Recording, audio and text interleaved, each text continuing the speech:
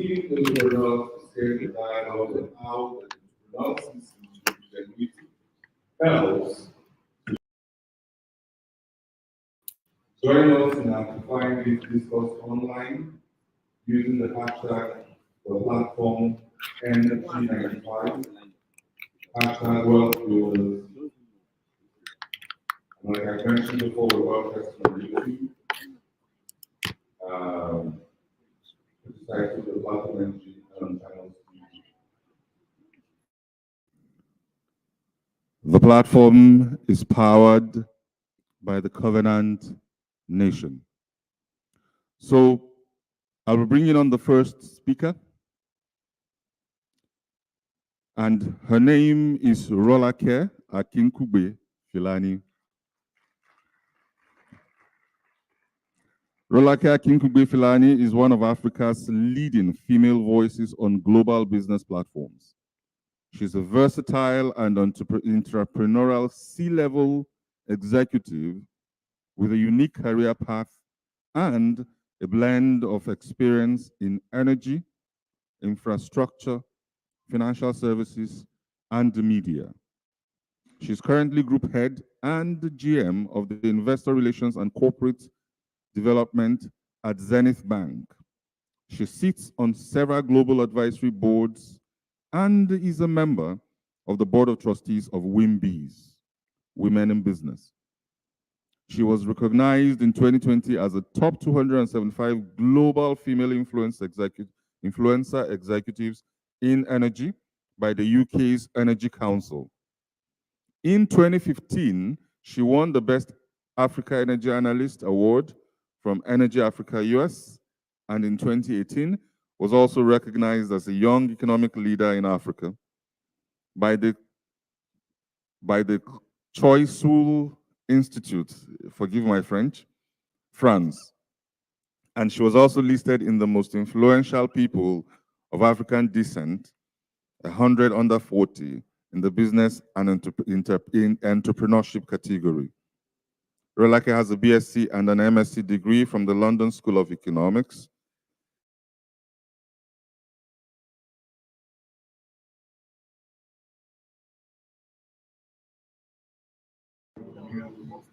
Builders School of Business. Platform 35, join me in welcoming Ms. Rolake.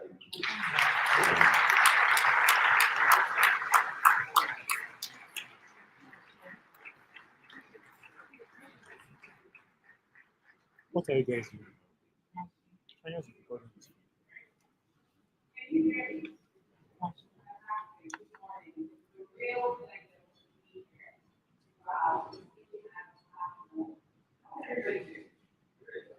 Great. Okay, so today I'm going to be giving an alternative approach to entrepreneurship. And you can see the picture of a craft glass box here. Keep that in your mind as we go. Okay, I send you the mixer. Okay, it's a mixer that you wanted. No. Okay. YouTube and sorry. Once you get the password.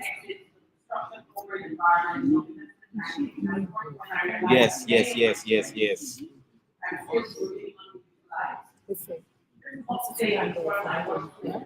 Sitting here immediately. And you don't need the ball, right? Our skills and passion is also involved. And what we have instituted for the first time will only become relevant. When that happens, if you know. So if we want to be able to respond to chats, can we do that from our account? No. Shouldn't. Yeah. That's none of your own business. Social media will do that. No, I'm not talking about here. I'm talking about social media. So is it going to be TCN that we should be able to do that? Like we're logging in and we don't have access to that. On Mixler, right? No. On YouTube. No. TCN Global. Sir? It's TCN Global that will handle that. Sorry. On where? On which channel?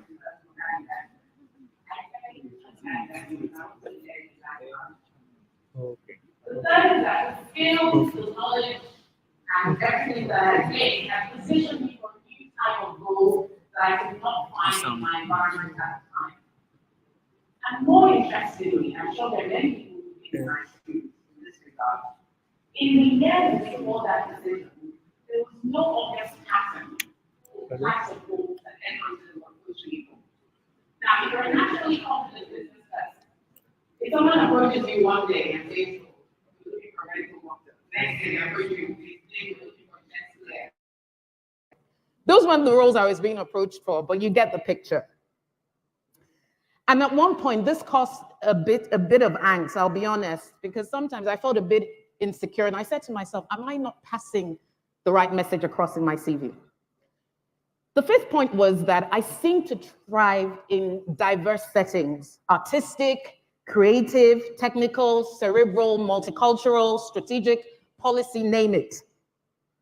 And I felt I'd built enough of a profile and a track record in my core space, which is energy and infrastructure, to be in with the chance of securing an independent consulting gig or potentially becoming an entrepreneur. How many of you can resonate with some of these patterns? Yeah.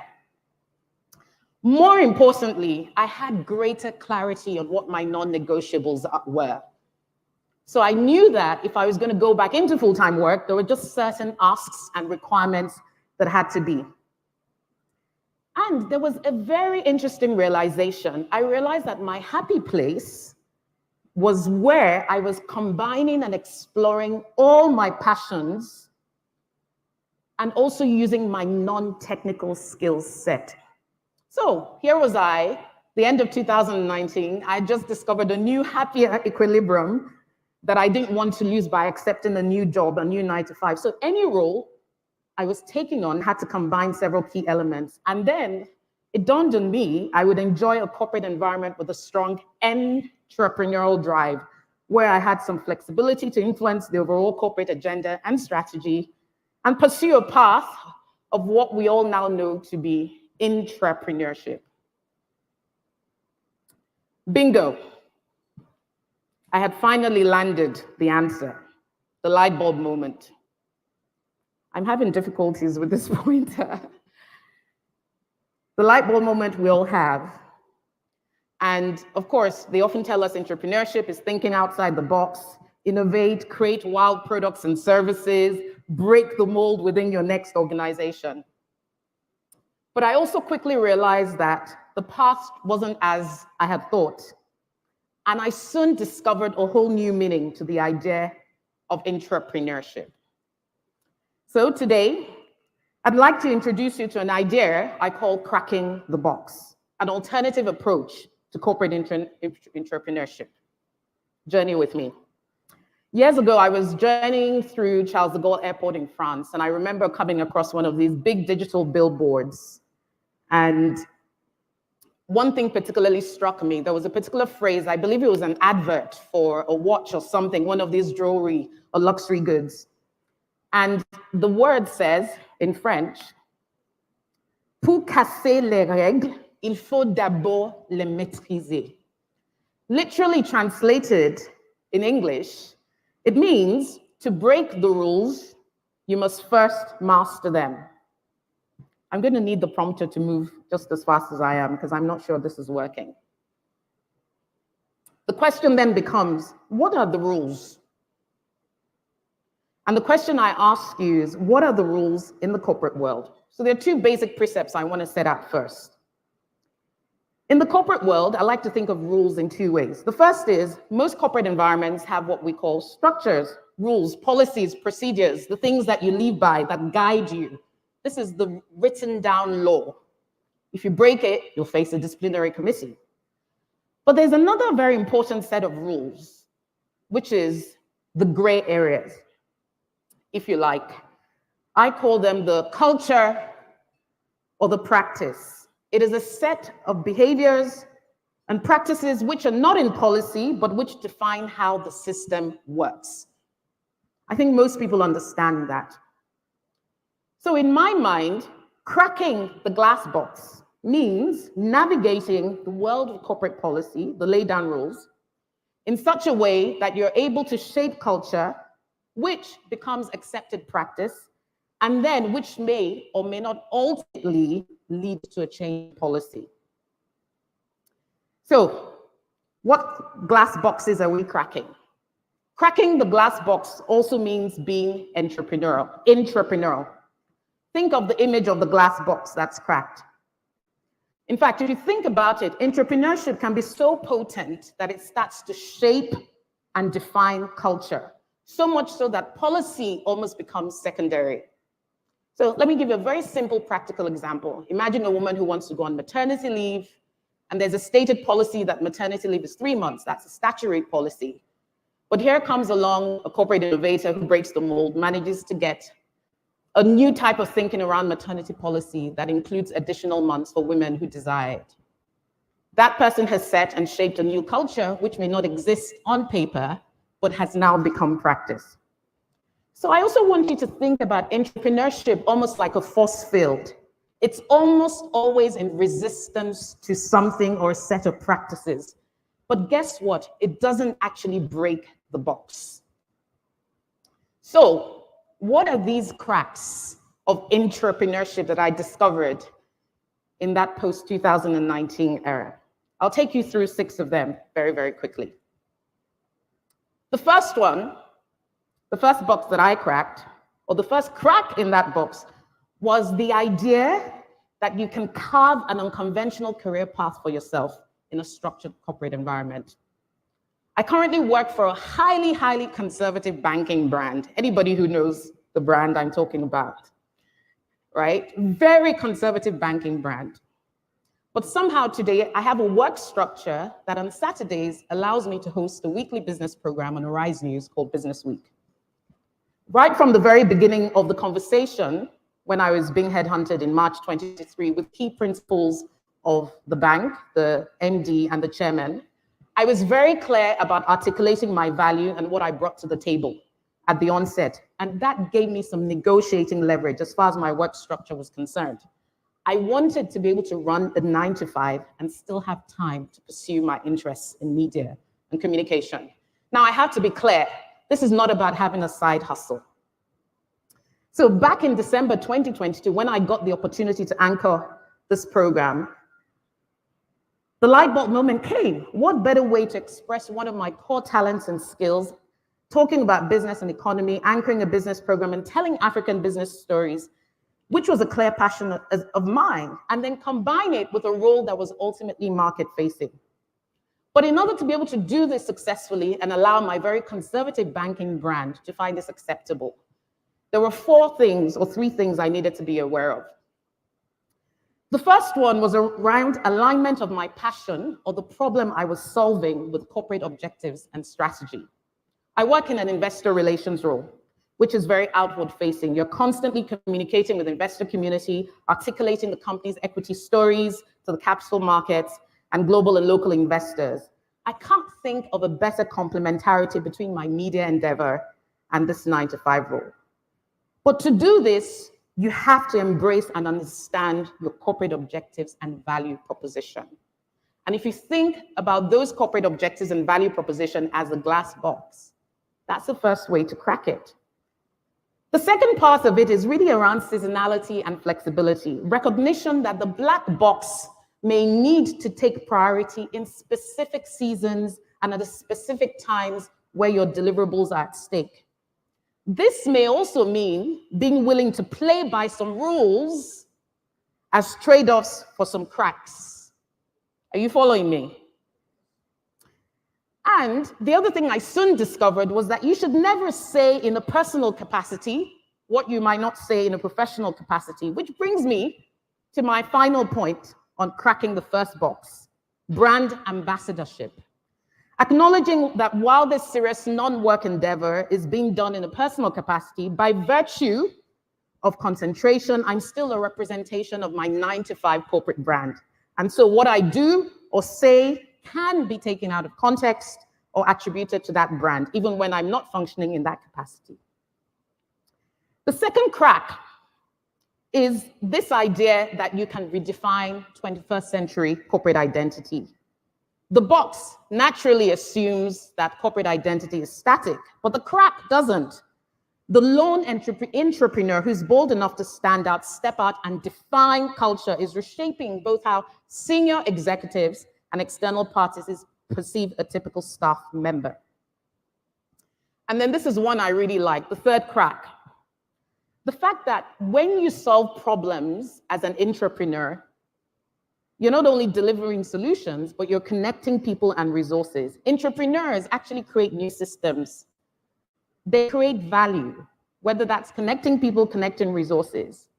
They have to steward, they have to be accountable, they have to think out of scope. They have to allocate scarce resources. They have to create opportunities. About 3 or 4 years ago, when I joined my previous employer, a subsidiary of ARM Group, they didn't have a corporate women's network. Drawing on the energy and passion of a young, mostly Gen Z crowd, and seeing the need to give this demographic ownership of an initiative that will make them feel empowered, I led the establishment of the first Mixed Africa Women's Network, and it held its first event in March 2021. And 2 weeks ago, I received a message from a member of the Women Committee, which I had set up, saying, for IWD, the Women Committee planned a week full of activities, and we ended with a celebration today. Just wanted to let you know that your legacy still lives on in women. Thank you, and we missed you today. The fourth crack is really around demystifying and navigating hierarchy. Intrapreneurs should be excellent at navigating hierarchy. Remember what I said about policy. There's a stated policy and a stated way to do things. But entrepreneurs understand that the levers of influence are always not so apparent. And there's subtle ways you can do this. When I joined my highly conservative banking brand, they put me in this corner office, which was very nice, but I realized that there was a risk of me building a sort of enclave as a new member in a team that generally did not bring in outsiders. So one of the ways, God-given wisdom, I must say, that I thought I would navigate this was to pursue a literal open door policy. And I remember the very first day I did this, everybody thought there was something wrong, and people kept coming to my office to close the door. And I had to keep telling them, no, I left it open for a reason. And that was very important signaling, because the message it sent out to people in the environment around me on the open floor was that, feel free to walk in. And then the fifth crack is really competing to collaborate. Collaboration, as they say, is a new competition. We all know that entrepreneurs are never always the smartest. They've learned to collaborate to achieve optimum outcomes. And I think this is an important one we all need to build. And by far, one I think is the most important is embracing process, not just outcomes. There's a dictionary definition of entrepreneurship, the Cambridge definition. The first one says, an entrepreneur is an employee who takes direct responsibility for turning an idea into a new product or service. But there's another definition which I actually prefer. It says an entrepreneur brings entrepreneurial thinking and skills to build within the structure of an existing organization. As a society today, we have a tendency to be obsessed with destinations and end goals, looking for the product that made money, the new venture that broke the internet, that we often fail to daily bask in the process. And if you think about it, how many times do you hear of entrepreneurs that their startup failed? But guess what? Through building that startup, through going through the motions, through hiring people, they go through process. And here's an even more radical idea. What if you are the product? Another short story, still at my previous employer. There was a customer appreciation gala that they wanted to put on to say thank you to customers who had bought into our projects. And they were looking for content around the appreciation gala, something that would captivate the crowd, and we were putting all these ideas. And I had another light bulb moment. At the point, it was only my immediate boss that knew I was a piano player. So I went to him and I said, Mr. Ali, what do you think about me performing with the rest of the band? And he was like, great idea. And you know what I said about the beginning, about my 2019 moment, where I thought I would thrive in an environment that also leveraged not just my hardcore technical skills, but also my soft skills. That Customer Appreciation Gala was one of the most successful we had, and it actually allowed us to deliver significant sales on one of the major projects we were launching that day. But before I wrap up, there are just a few red flags I wanted to talk about, and here are a few pictures of that Client Appreciation Gala. Maybe we can move to the next slide. The first red flag is the flag of high visibility. High visibility entrepreneurs are a double-edged sword. You risk taking your eye off the ball when your brand is bigger than your corporate brand, for instance. And a typical feature of high visibility entrepreneurs is that they have high internal visibility, which may also translate to high levels of external visibility. And some would argue that visibility is a great thing because it positions you to get involved in projects that are likely to be strategic and so on and so forth. But watch out. The second red flag is the disillusion around the pace of change. Entrepreneurs tend to underestimate just how long it may take to change in a structured corporate environment. So frustration sets in, dashed expectations, you feel misunderstood, you feel not seen, not heard. And then the myth of clarity. We live in a VUCA world. VUCA worlds were created for entrepreneurs. This is how we thrive. I mean, I work in the banking sector now. This is the stuff that we're made up of. And then one I get a lot of questions on, managing up. Don't forget to help your own leader or boss achieve their own goals. Carry them along. Give them a sense of ownership. Humility is key. The realities of hierarchy and who calls the shots ultimately always comes to bite. And then one that I think is very interesting and a lot of people can relate. The risk of becoming a serial job hunter. I see the people who are laughing, they're in that bucket. A major red flag of unbridled entrepreneurship is the risk of becoming a serial job hunter. But entrepreneurship, like entrepreneurship, is a long game. If you go back to my point about process, think of your career like a map. There are no exact destinations. So in career one, you can start to learn the art of collaboration. By role two, you're tested on it, which further deepens your collaboration skills. By role three, your collaboration skills have been tried and tested. Now you can lead an impactful collaborative project. But how many of us actually stop to take stock of our growth and progress on the things that have worked for us? Notice something else about the box, how the cracks let in the light, right? That light is the development of character. It's resilience, it's agility, it's entrepreneurial thinking. And then maybe you're asking yourself, when will the box eventually break? When will I start my own business? When will I quit? How long is this journey going to continue for? Corporate entrepreneurship is not just about outcomes and progress. It's like prayer. It's not intended for God. It's intended to change you. It's intended to change people. It's intended to change their perspectives. One day, you might smash the box and claim your prize, but for now, just learn to enjoy the process. It was Dr. Miles Monroe that said, true legacy is in people, not just projects, programs, and buildings. And I thought I would end this presentation on my alternative view to corporate entrepreneurship by asking a very pertinent question. Why do we need this model of entrepreneurship today in our country? Many of you will be able to relate to the parallels with our country. Investing in and doing business in Nigeria is a long game, right? It's a long and painful game. We've seen a very real and live example of it recently on our coastline. Entrepreneurs understand this. Our big national corporate champions, the Dangotes, the Boas, are facing a dearth of talent. So creating opportunities as an entrepreneur will be absolutely key. And I would argue that corporate entrepreneurship provides a microcosm of what is possible at national level and in our public sector. In a high inflation, credit tight, high rate environment, the ability to solve problems in the face of scarcity and limited resources is absolutely key.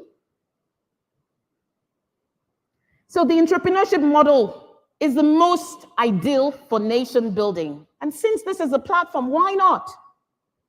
Let's go back to the glass box. Look at it again. In that glass box, what do you see? Innovation within structure. Its purpose within service to a higher power. Its frictions, its cracks, but ultimately unity. Its brinkmanship, as Nigeria is so often wanting to do, but ultimately stability. Its scarcity, but ultimately ingenuity. Its raw talent, but ultimately the future. Its competition, but ultimately collaboration. It's a celebration of culture that never negates the rule of law. It's practice, process, and people and prayers that maybe, just maybe, will deliver results. If Nigeria was this box, all of us should be corporate entrepreneurs cracking it. Thank you.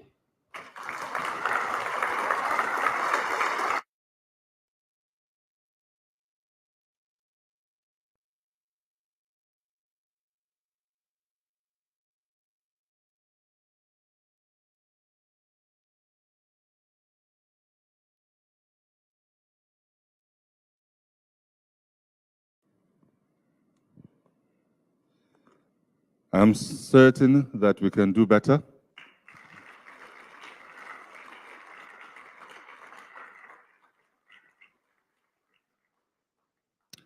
Just wow, is all I can say. And I hope we're taking notes. Before I bring on the next speaker, I'd like to share a quote with us. This was about 3 US consul, I believe, to Nigeria ago. Please don't hold me to it. Thereabout. But, you know, the quote again is paraphrased, so not exactly, but something to that effect. That in order for Nigeria to attain its potential, we need at least 10 million mentors. And in my experience, those who thrive in that role, 99% of the time, are entrepreneurs for exactly the reasons Ms. Philanis shared with us. And on that note, it's my pleasure and privilege to bring on our second speaker for Wealth Builders 35.1, the Ikeja Summit. And his name is O.C. Ibeneme.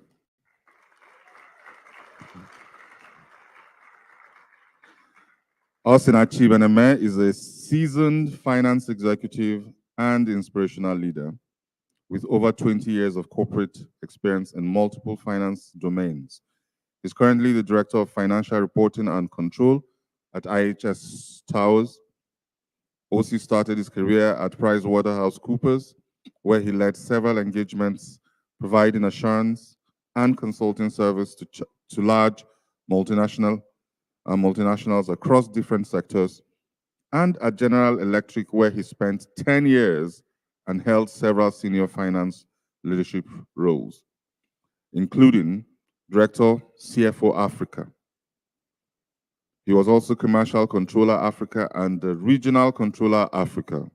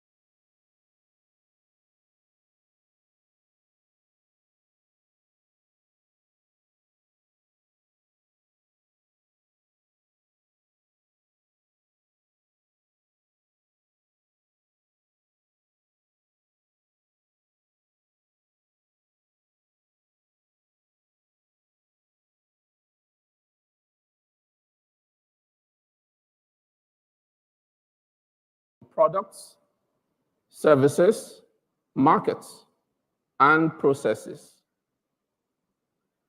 And so you ought to be able to find yourself doing one of these things. Maybe you would say, but I'm not very good at innovating a new product. That's okay. Maybe you can innovate a new service. Maybe you can think of new ways of expanding the market where you operate. Or maybe you can think about how to improve processes within your organization. And maybe before I proceed a bit further, let me just lay some principles, not necessarily lay, but maybe re-emphasize. The first principle that I'd like to re-emphasize this morning is the principle of sowing and reaping, giving and receiving, input and output, basic fundamental principle of life. And the second one, I want to say that everybody will not be an entrepreneur. You need to understand this. Now, I know that you may have listened to some motivational speakers who may have suggested that you can't achieve your potential in life unless you start a business. You cannot change the world. The only way to change the world is to build a business. I want to tell you that they were wrong. That is not true. That is so not true. You can change the world from where you are. You can make an impact in this world from where you are. You don't have to resign your job to go start up your company before you can change the world. Everybody will not be an entrepreneur, but everybody and anybody can be an intrapreneur. So before you take that step to follow your passion and resign your job to go start a business, you better be careful. Because passion alone is not enough. You can be passionately hungry. You can be passionately lost. All right? So it's important that you don't make any mistakes. All right? What is important is what value do you bring to the table? All right? And so there is a fixation on titles in Nigeria. Everybody is a CEO. CEO of a company of one. He's the only person. Chief Executive Officer. Now, being a chief executive officer suggests that you have other executive officers. But you don't have any, you don't even have officers. You don't even have staff. And you are CEO, you see. So we need to be careful about it. He said, but what am I going to transfer to my children? What legacy would I give them? I want to build a business so I can transfer something to them. If I work for an organization all my life, what am I going to give them? No, that's where you miss it.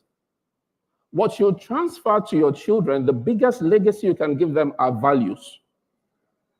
The values of hard work, discipline, compassion, care, integrity. Those are things that will last them a lifetime.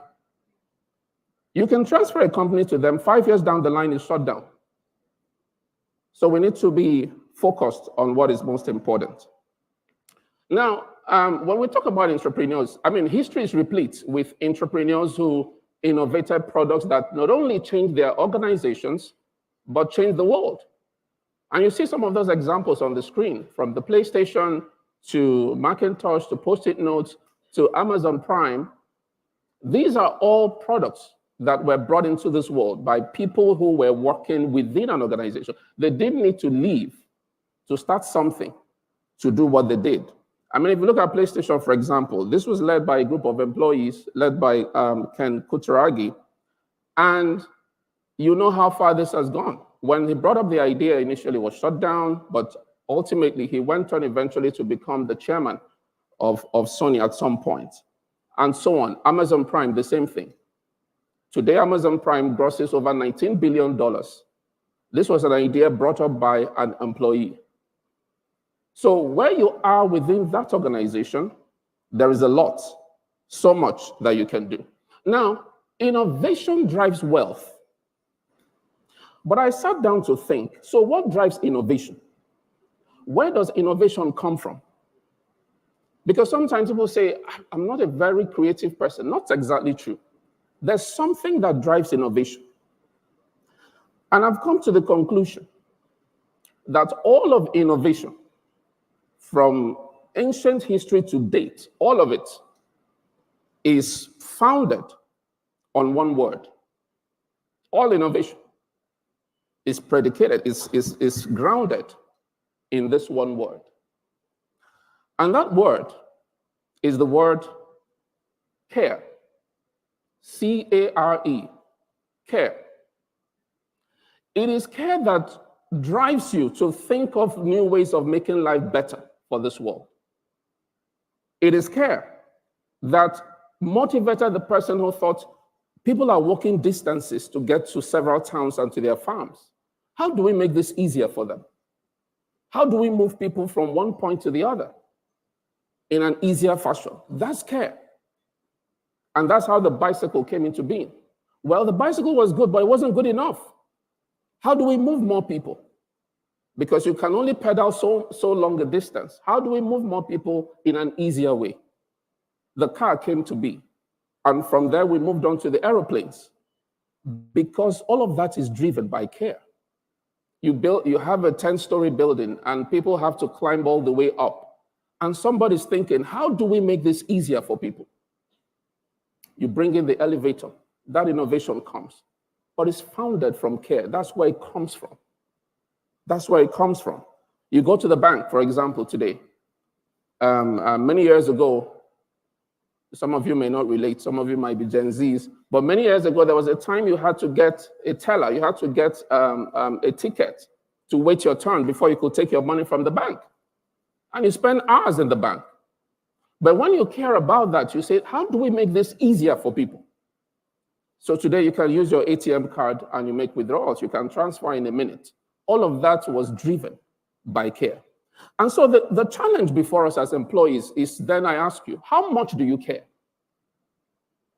How much do you care about your organization? You're not going to be able to innovate anything unless you truly care about yourself. Now I'm talking about your business. You have to literally take the business of the company you work for as though it were yours. You take it upon your head. Now, and it's in different forms. Like I said, you could be talking about fixing processes. Sometimes there's a way you take on the business of the organization. And people ask you, what's your own self? Is this your father's business? Now, that's where the problem is. You see, the person who's asking that question doesn't understand. There's a quote that has shaped my perspective to work for many years. I came across that quote many years ago. And it kind of governs my approach to work. And that's the quote. That quote says, if you're not faithful in what is another man's business, who's going to give you your own? Very powerful, profound statement. If you don't treat another man's company, another man's business, as though it were yours, you're not going to have yours. And it ties back to the first principle I laid today, the principle of giving and receiving. Every time you come to work, you're sowing a seed, and it will surely come back to you. So as much as you have your dreams and visions of building your own enterprise and your own company, how you engage today in another man's business will determine how far your business will go. It's just as simple as that. And that quote is from the Bible, by the way. Okay? So we have to show more care. We don't have too many caring employees. We have hardworking employees, but we have very few caring employees who care about the business. And it's even in little things. You're in the office, somebody sends stuff to the printer, and it's printing tons and tons of paper. Waste. And you just walk by. It doesn't touch you. You lack care. Because it's not yours, it's not your money. I audited for many years, and during the course of my audit, sometimes you audit people's expenses. If you see what they spend on food with company money, you wonder if it's a medical condition. How can one person eat all of this? Would you spend your money this way? You see, because people lack care about the business, so there's no way you're going to be able to innovate and think of new ways of doing things. And so the cycle of wealth, what I call the cycle of wealth, it begins with care. When you show care, thoughts start to come to your mind. You spend time to think about how to move this organization forward, how to build value. And in the process of that thinking, innovation comes. Ideas, concepts come to you. And that is where wealth is now generated. And so, I want to ask you a few questions this morning. First question I want to ask you is, what do you contribute to your organization's bottom line? How much do you contribute? And do you even know what bottom line is, okay? I'll change the slides by myself, don't worry, I'll be fine. But leave it there, that's fine. That is an organization's P&L, profit and loss account, okay? Profit basically is revenue minus cost, keeping it simply. Don't mind accountants, we like to make things complex. It's not more complex than this. So let me tell you a secret, this is between you and I, okay? Don't tell anybody. We make the P&L very complex so that you will not understand it as accountants, so that you continue to pay us to be relevant, okay? But really, your profit is revenue minus cost. So the only way to grow profit is either you're increasing your revenue or you reduce your cost. It's as simple as that. And so what is your contribution to any of these lines? How many of you even know how well your business is doing? How many of you have read your business annual financial statements? When last did you see it? Or you could not be bothered? You see, we are not concerned about the financial well-being of the organization. You do not care. But 25th of the month, we don't miss that one. That alert must drop. If it doesn't drop, you start a looter in the office. You see, but you see, and I said, a lot of employees do not care. A lot of employees care about their jobs. A lot of employees care about job security. Only very few care about business longevity. And yet, it is in the longevity of the business that your career can be assured. But he said, what's my own? If the business closes down, I'm off to the next one. See, that's the people Rolake called, what do you call them? People that shop from job to job. Exactly. Briefcase employees, you're moving to the next. You know, I have one unconscious bias, let me just be honest. And maybe it's conscious now because I know. When I'm hiring people and I look at your CV, 5 years, you have worked for 4 companies. I'm worried. To be honest, I'm worried. Because it tells me something. Why are you moving up and down? Not that it's totally wrong, okay? But it concerns me because there must be a reason why. Maybe you're not sure what you're looking for, or you just don't have the patience. Somebody upset you there and you've resigned, you've gone. No staying power, no character built. So I can't deal with a toxic environment. Really? Really? Especially this new generation. Very low tolerance for anything. Positive vibes only. Only. In which world? What are you talking about? You've got to have negative vibes. How are you going to build character? You see, I can't, my mental health. No. You've got to build resilience. You've got to build character and stop jumping around. Okay? And so, this is what you should ask yourself. What do I contribute? And that takes me to what I call the Value Contribution Index, which is basically a measure of how much you contribute to an organization. And the next question I ask is, are you an NVC or an NVT? What do we mean by NVC? NVC basically means a net value contributor. And an NVT is a net value taker. Are you contributing more to the organization than you're taking from it? When you contribute more than you're taking, you're an NVC. But when you're taking more than you're giving, you're an NVT. There is a value exchange that goes on in the office every day. Each day you come to work, value is being exchanged. You're giving and you're receiving. The challenge is, are you giving more or are you taking more than you're giving? And our target should be to give more. because the giver will always be superior to the taker. All right? So you give more. So you ask yourself, am I giving enough to justify even what I'm taking? By the time some of you answer that question, you might be refunding some of your salary. You know that you owe the organization. All right? And it's a call to a mindset shift, moving from being an employee to an intrapreneur. You know, this is about deploying our minds. The biggest, you know, the human resource we have within an organization is so powerful. And the main capital that is locked up in organizations is the ability of human beings to think. But we are not challenging ourselves enough. We are not extracting that value enough. It's not about what you do on a daily basis. It's about the capacity of the individual to think new thoughts. We are not stimulating that thinking enough in our organizations. So we are sitting with huge capital. You realize that there are some problems organizations are going through. The solutions lie within the employees in that organization. And they may not be senior people. There might be junior people sitting somewhere. They have the solutions. But because they haven't been stimulated enough, you're not able to extract that value. When you have 500 people in an organization, can you imagine the mastermind that exists there? The capacity of people to think new things. But we're not tapping. And this is a challenge to human resource HR. HR needs to transition from just being human resource management to human resource optimization. How do we milk the value that we have with us? How do we unlock that capital? How do we challenge people to start thinking and applying themselves to finding solutions to what the organization is facing?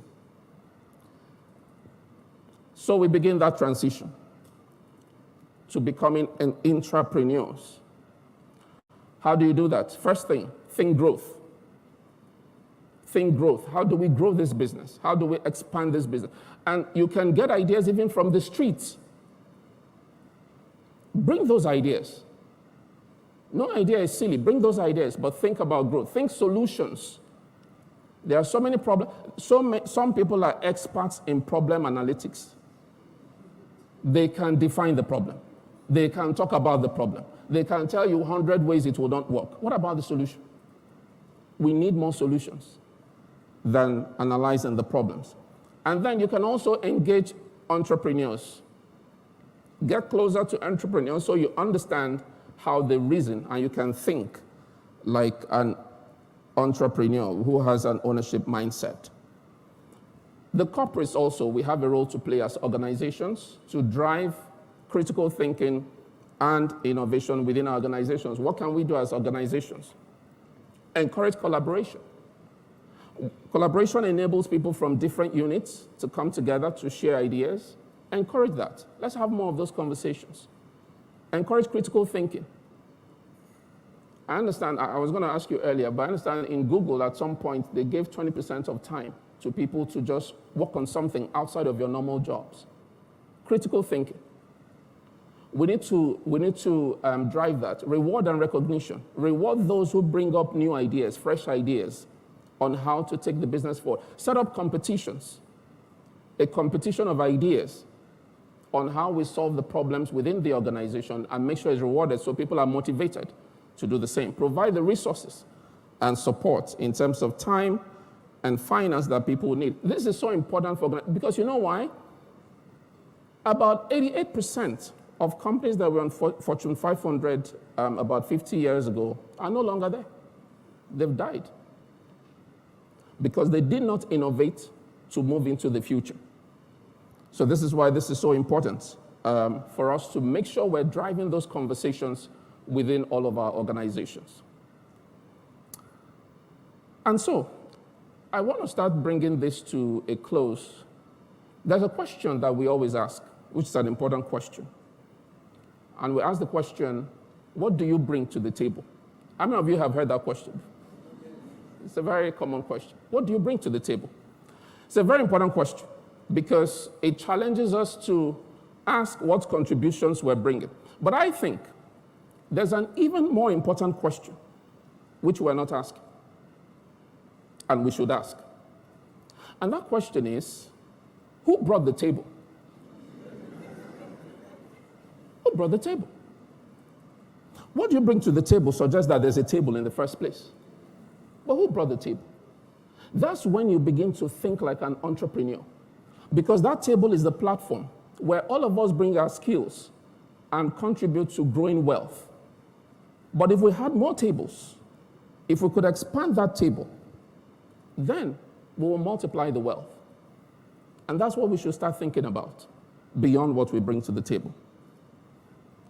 And so I conclude again by saying that care is the bedrock of all innovation. It's driven by care. It's not enough to just do hard work. Do you care enough about the business you work for? Do you take it as though it were yours? Do you care enough? How much do you contribute to your organization's bottom line? Do you know what your organization's bottom line is? Are you an NVC or are you an NVT? As we begin to ask ourselves these questions, what happens is our mindsets begin to shift. We move from focusing on human resource management to human resource optimization.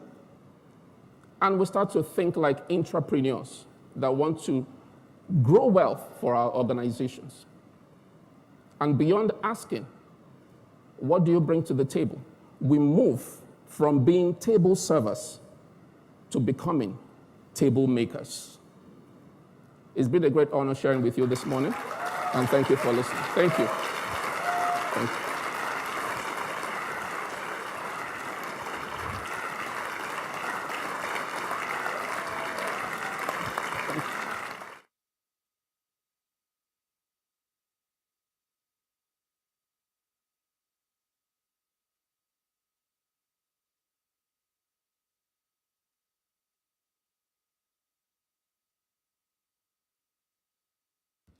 I am tempted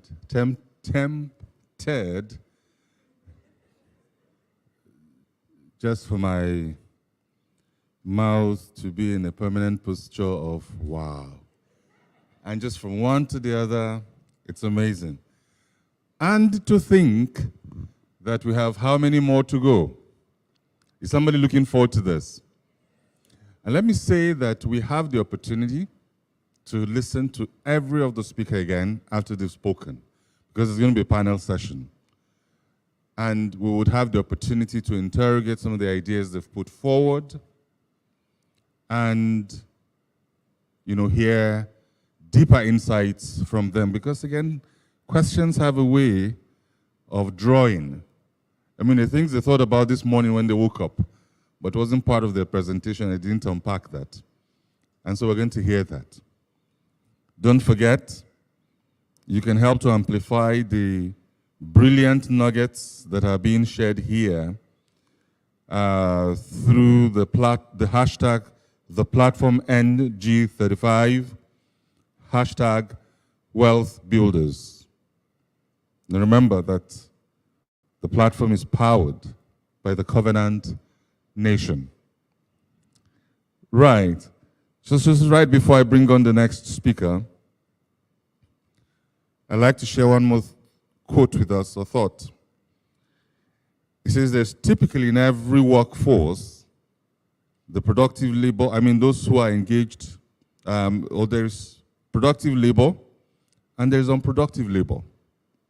All labor are not the same. People who engage in productive labor constitute the productive force. And those that engage in unproductive labor constitute the labor force. Very fitting on Workers' Day, right? The productive force are the entrepreneurs, while the labor force are the employees. You have to make up your mind which one you are or are becoming. Are you an entrepreneur or are you an employee? And with that, it is my pleasure and my privilege to bring on our next speaker, Gbemi Atimomo. Are we ready? Gbemi Atimomo. That's gone. Hello? Okay, I think it's back. All right, so Gbemi Atimomo is the head, people, organization, and communications, Middle Africa at Novo Nordisk, a leading multinational pharmaceutical firm. She's responsible for leading and driving the implementation of the people and organization, as well as the communication strategy across Middle Africa, an organization spanning 49 countries across sub-Saharan Africa. As head of the P&O team, Gbemi serves as a strategic business partner and coach to the senior management team. She has strong capabilities in executive coaching, strategic management, and leadership, coaching, learning and development, performance and change management, gleaned from years of experience in the multinational environment, banking, FMCG, and life sciences, sciences/pharmaceuticals, while working across various functions, such as sales, marketing, supply, logistics, and operations.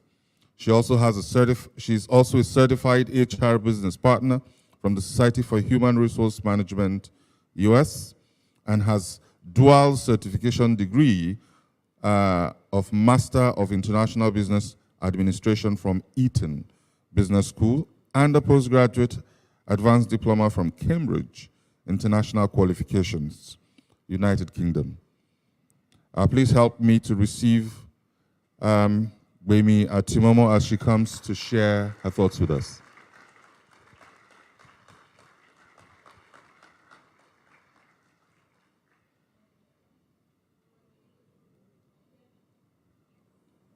Is the mic working? Yes, it is.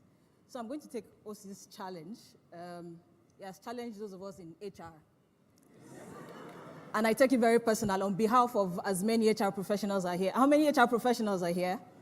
So we are here to redefine human resources. I would like to start by putting forward a disclaimer. So what I'm going to share today is my personal story. I'm not sharing any blueprint for you to say you must follow it like this. I'm just sharing my personal story. If it makes sense to you, pick whatever makes sense to you and use it. It's my personal story. I'm going to attempt to compress a journey of about, I would say 25 years into 20 minutes. That's what I'm going to attempt to do. Again, like I said, it's a personal story, my personal story. I think it will be interesting to hear the story of a young, and I say young, ignore the white hair, there's some white strands of hair on my head, girl from Ekiti State. I'm actually from Ekiti. I've heard the Ekiti people in the crowd. I'm going to attempt to share that story with you guys. I've lived and worked with the company I work with now for 9 years plus. And it's interesting that Rolake and Ozzy also mentioned this about serial job hunters. I remember when I was joining this company that I work with now, I said very, very clearly, I'm going to work here for 2 years and I'm done. And this is me 9 years after, and I'm still with the company, but I don't think I even want to leave now. Not because it's the best company, even though just a few months ago, the company was declared as the most valuable company in Europe above Louis Vuitton. I don't work for a fashion company, by the way. I work for a pharmaceutical company. But that just tells you the size of the organization I work for. The company also turned 100 years last year. There are very few companies that have lasted for 100 years, and they are performing as my company performs now. Again, it's a personal story that I would like to share. So I'll go into this very interesting, I don't know if you can see my slides now, this very interesting picture. I don't know how many of us remember seeing this picture at some point in 2020. COVID happened, right, in 2020. I moved to Nairobi December 2019. And when COVID happened, I was stuck in Nairobi because I just moved to Nairobi, right, in 2020. And I was stuck there till June 2020. So for about 6-7 months, I was without my family. So my kids, my husband, my mom, everybody was here in Lagos, Nigeria. I was in Nairobi, Kenya. And I remember TCN had started the community groups at some point. And just randomly, I decided, let me join one of the community groups. Now, I've never attended any TCN meetings. I used to listen to Pastor Koju a few times. but I just thought it would be nice to join, and I joined. And I joined the Nairobi community group, and we're 3 on that group. Till now, we are 3. But I can tell you for sure that that is one of the closest groups I've been in. There are 3 of us, myself, Osato, and Titi Olajide. And I remember, and the reason why this is so profound, and I'm going to try to connect this to the story of entrepreneurship. It's really nice to hear some of the reflections from Rolake and Ossie, but what I want to emphasize here is the power of relationships. Joining that community group, I would say, has transformed so many things for me. Building that connection with these 2 colleagues that I've met at that point. There's this quote that I have that says, "We don't have to do it alone. We were never meant to." And that's one thing I learned from the COVID experience and joining the community group. A few months ago, Titi reached out to me, I think it was sometime in February, and said, "Oh, by the way, Pastor Koju is in Nairobi. Do you want to meet him?" And I was like, "Oh, okay. It would be nice to meet him." And we went out, met him for coffee for about 1 hour. And a few weeks later, I got an invitation to speak at the platform. The rest is history, they say. But just sharing the power of community, the power of relationships, an experience I had randomly from Instagram, joining the community groups, and how that has transformed my life today. I'll share a bit more. Thank you. Now, the first thing I want to tell us is, again, I remember Rake shattered a glass, in a sense, but it's sort of like breaking a table, right? Ossie also like shook some tables. I also want to attempt to do that with my next slide. And the first thing I want to tell us about entrepreneurship is this: nobody owes you anything.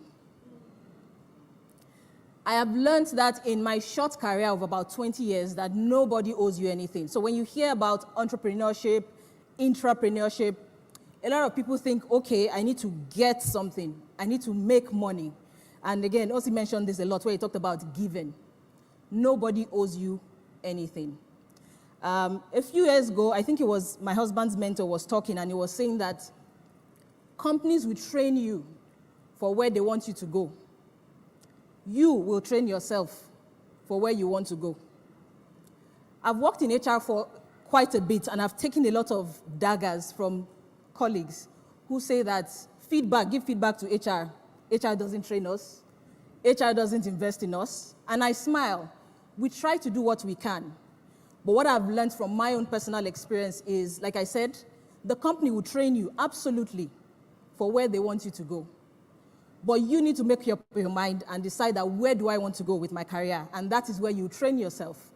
I'm proud to share that a lot of the developmental opportunities I've gotten in my career, yes, some of them came through my company, but I've been very, very intentional and be very deliberate about what am I doing for myself. I would start by telling you another story. I used to be in a drama group, by the way. I used to do stage performances when I was in university. I studied human physiology from the College of Medicine. I did that and I dumped it immediately I finished school. And I had my first career at, interestingly, I worked at a bank. I think it's maybe one of the biggest banks now. It's Wema Bank. People are giggling when I say one of the biggest banks. And I think it's really, when you make payments these days, a lot of the banks use Wema Bank as a platform.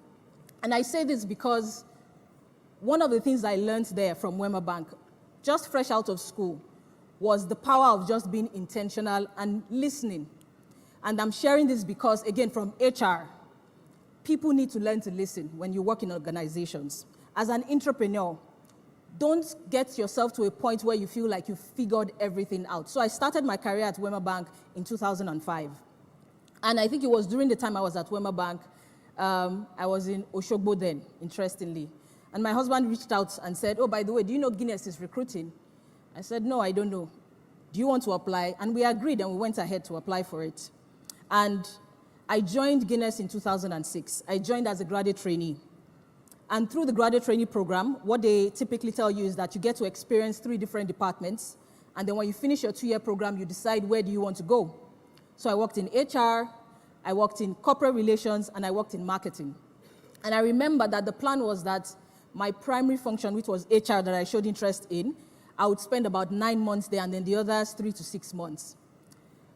When I went to the marketing department, I did my first 3 months, And I remember my boss then, Tayo Salami, said to me that, baby, you've done fantastic in marketing. I think you should be in marketing. Let us work together. And she extended my stay in marketing. And in my head, I had assumed that I was going to build a career in marketing. So when I finished the 2-year program, Guinness was launching the SAP. How many of us know SAP platform? And they needed somebody to manage the training.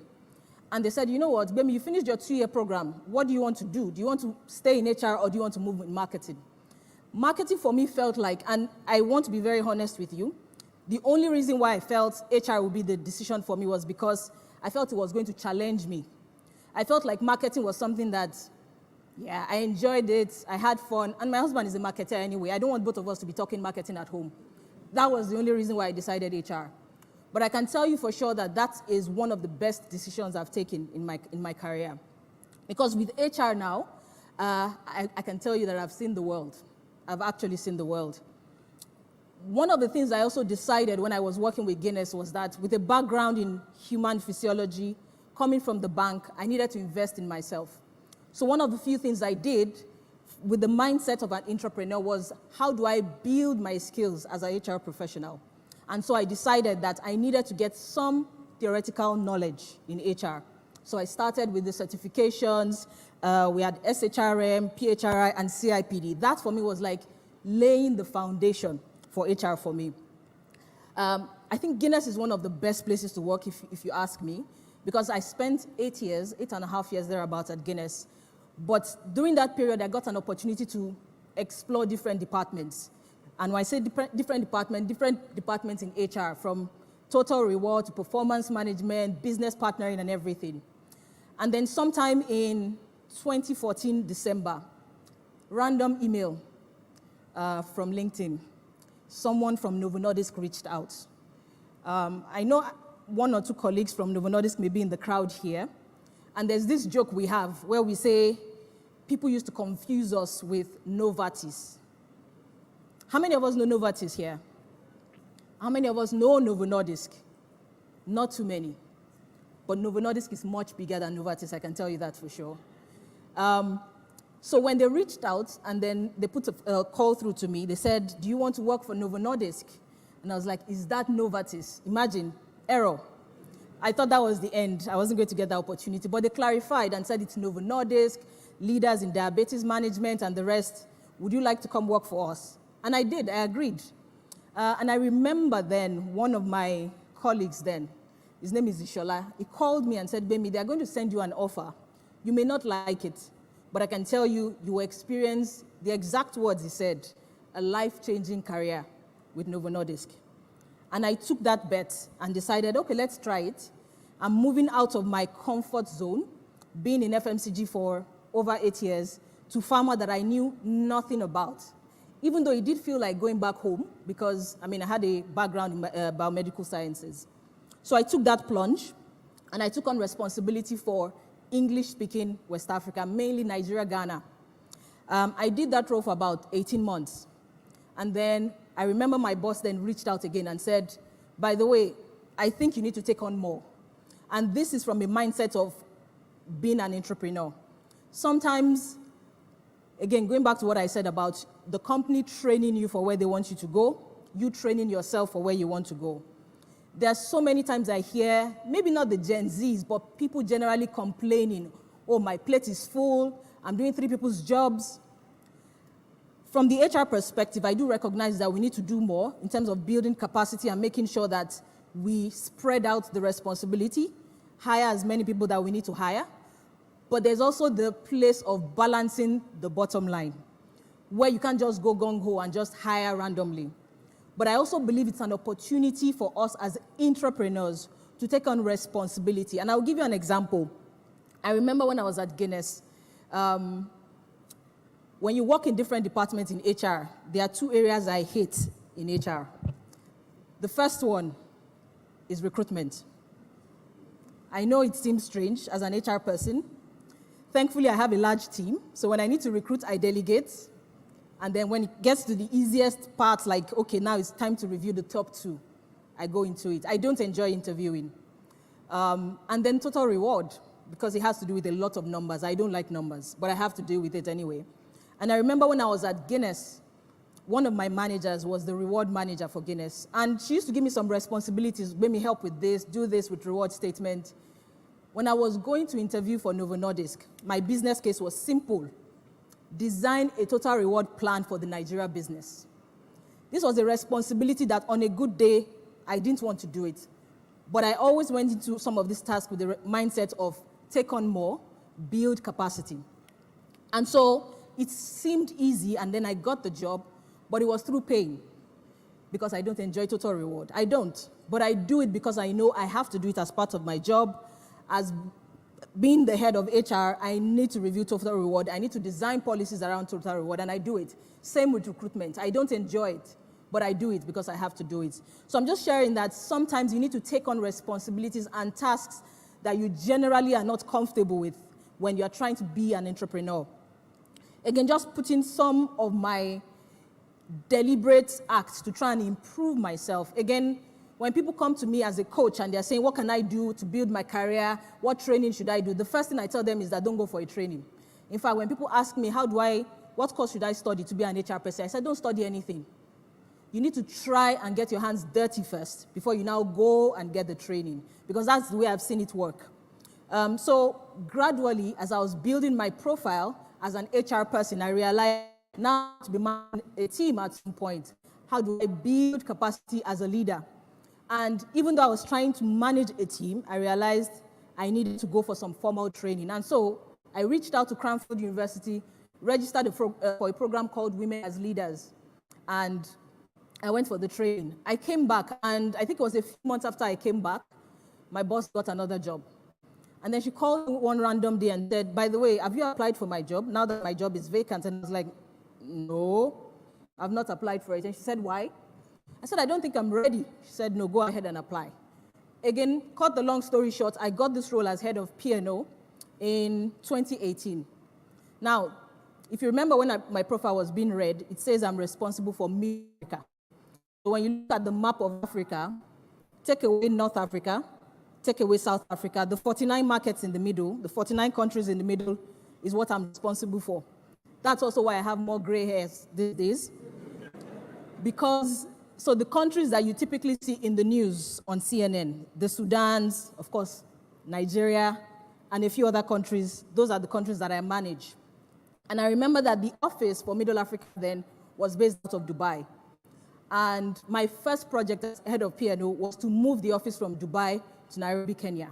And that for me was learning the job. I took on that responsibility, I ran with it, took that opportunity, and then when it was time to move, I had to take that call. Do I need to move? We had a conversation with my husband, and we just decided, yes, let's move. And so I moved to Nairobi in December 2019.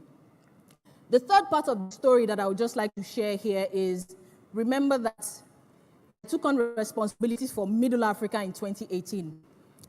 Sometime last year, again, one of my bosses reached out and said, yes, you're comfortable where you are, but we still feel you need to take on more. And it's interesting when people come to you and feel like, when you feel like you've maxed out, and people just come and say, you need to take on more. Sometimes I ask myself, is it that I'm not working? Or do people think I'm idling away? I've also realized, especially for people with the intrapreneur mindset, people always know. They always know when this person can take on more. They know when this person can take on more responsibility, and so they bring those responsibilities. So currently, yes, I head Middle Africa, but at the same time, I'm also driving leadership programs in an area called Middle East, Africa, and the Commonwealth of Independent States. So Commonwealth of Independent States would be the former Soviet states like Uzbekistan, Turkmenistan, countries that you've never heard of. I get the opportunity to work with them, but I do think it's a big privilege that I get that responsibility. In addition, with the mindset of an entrepreneur, I started as head of P&O. There was an opportunity to drive sustainability programs in the organization. I took on that responsibility sometime in, I think it was 2020. 2 years after, in 2022, they created a department called Communications. Thankfully, I'd already started to drive internal communication from my own place as HR. And so when they created the department, it's who else would do communication? So that's how I got to become the head of P&O and communications. I'm just trying to share this story about my own personal career because I feel it's nice to read books and hear some of these stories, but I also believe that you can connect with someone that, again, an Ekiti girl that you see somewhere around. I'll just put some reflections as I start to round up.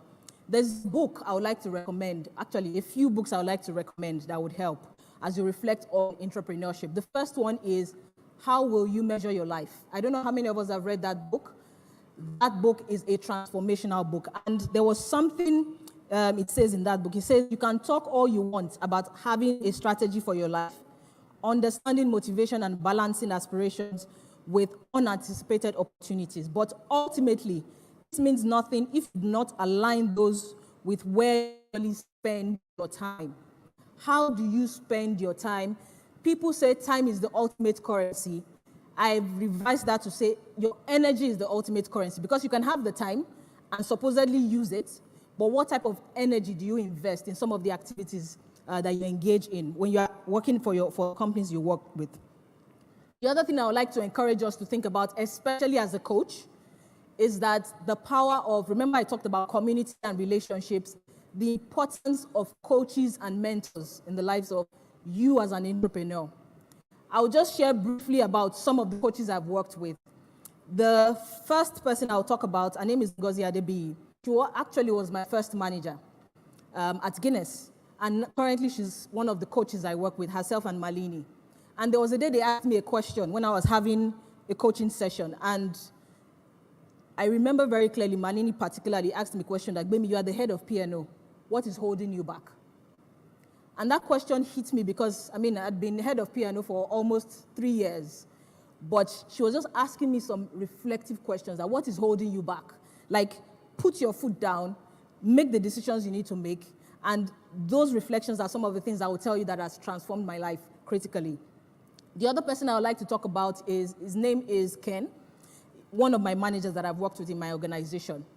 And in 2021, he had nominated me for a program. It was also a coaching program with some Harvard professors. Both of them are called, one of them is Anne Morris, the other one is Francis Frey. I also remember during one of the coaching sessions, one of them said to me that the way you describe yourself, you are not necessarily just an HR person. It's almost like a GM or a chief operations officer role. Because I consult, and I tell you that those are some of the reflections of having that mindset of being an entrepreneur. It is when you approach your responsibility and your role from that perspective of, rather than saying, don't give me more, it's 5 o'clock, I need to close. Yes, we need to recognize work-life balance. Again, back to the Gen Zs. I don't believe in, COVID transformed our lives and said, yes, we can work from home, flexi work and all of that. But I can tell you that there are times that the work will place a demand for you. And as an exception, without people telling you, you need to take a step and say, okay, I need to do this differently for this time, and then go back into your work balance and do what you need to do. No, you shouldn't be the one telling people that, oh, it's work-life balance, I can't take more challenge. I can tell you genuinely, the organization will find the people that can take more, give them the responsibility, give them the opportunity, and they will take it. Again, on behalf of the organization, I do believe that organizations need to take work-life balance seriously and respect people's personal time. But I'm also saying as entrepreneurs, we need to be reflective and take on responsibilities, making sure that we explain and clarify them very clearly. Some more reflections I would like is that lead through sustainable leadership. In one of my master's theses, I remember writing about sustainable leadership and how it's important that for us as leaders, we need to reflect and think about what it means to lead sustainably. Now, don't think about leadership from the perspective of, I manage a team. Don't think about it from that perspective. Think that in my position as an entrepreneur, I own the business. I lead in the role where I am. How do I lead sustainably? You need to learn to challenge the status quo. Make sure when you're reflecting, you don't just take things as they are and say, it has always been done this way, and this is how it will always be. Always learn to challenge the status quo. Live urgently. Remember, I talked about time being the ultimate currency. I also believe that your energy is very, very important. How you channel your energy, how you invest your energy is very important. There's another book I would like to recommend to us. It's called Think Again by Adam Grant. And one of the things I've learned from that book is the power of not knowing. true entrepreneurs learn to say, I don't know, how can I know more? When you feel like you've known everything, you have everything figured out, you are not going to lead sustainably. So you need to learn to think again. The other thing I would like to mention is being present. Another book, Atomic Habits.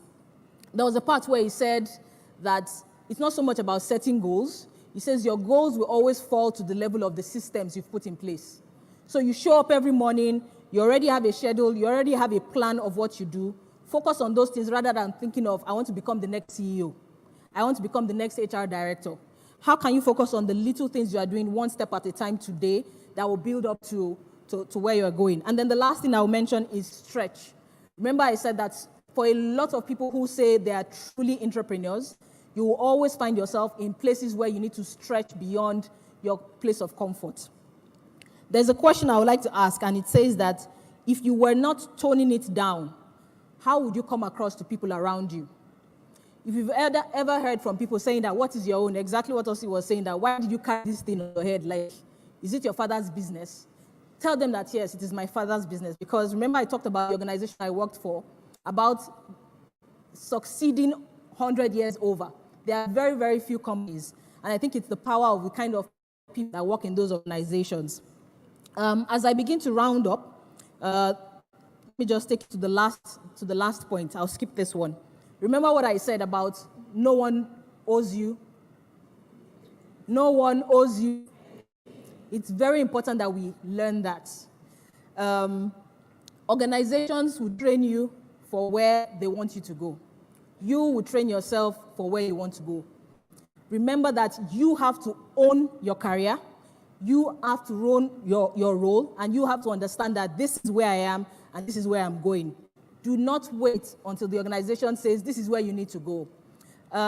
Just to emphasize on the power of staying in a place. I'm also one of those HR people that when I review CVs and I see that you've jumped 4 roles in 5 years, I have questions. It doesn't mean I won't talk to you or interview you, but I have questions. Because I do believe in the power of staying, being resilient, and then just focusing and concentrating on one thing. So as a roundup, remember that as entrepreneurs, we are leaders. Don't wait until you lead a team on your own. Remember that actually no one owes you anything. Thank you.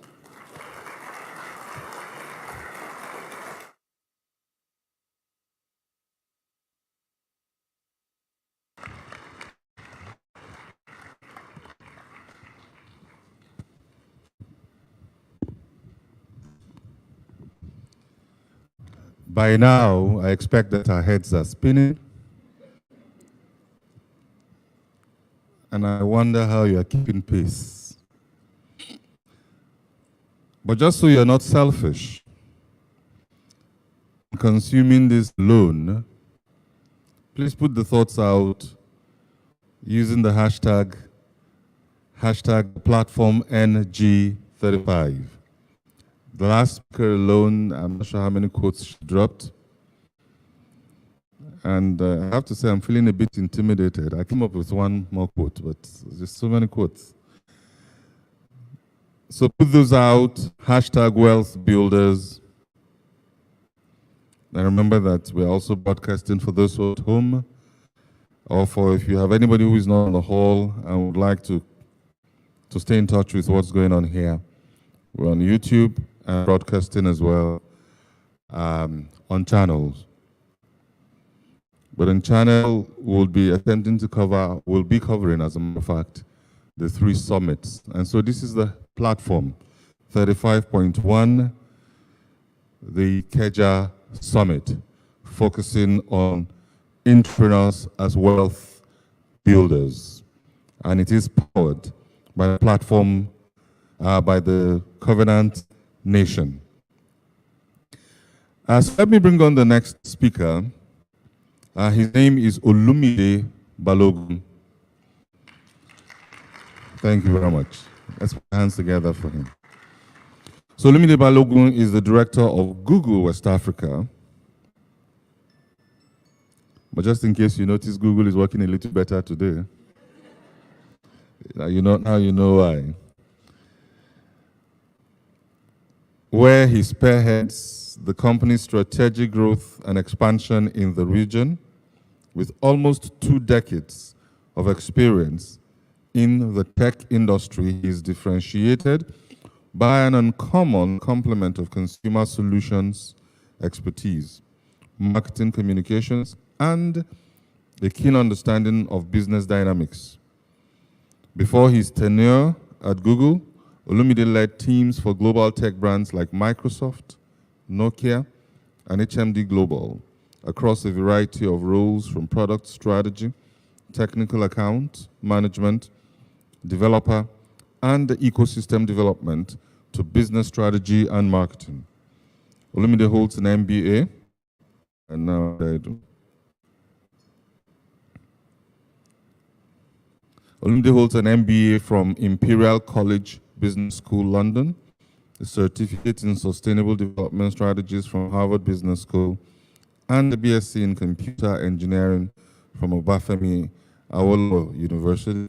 In 2012, he was selected one of 12 top leaders by African Leadership Talent Program of Gordon Institute of Business Science, Pretoria, South Africa. Platform 35.1, Ikeja Summit, join me in welcoming Olumide Balogun.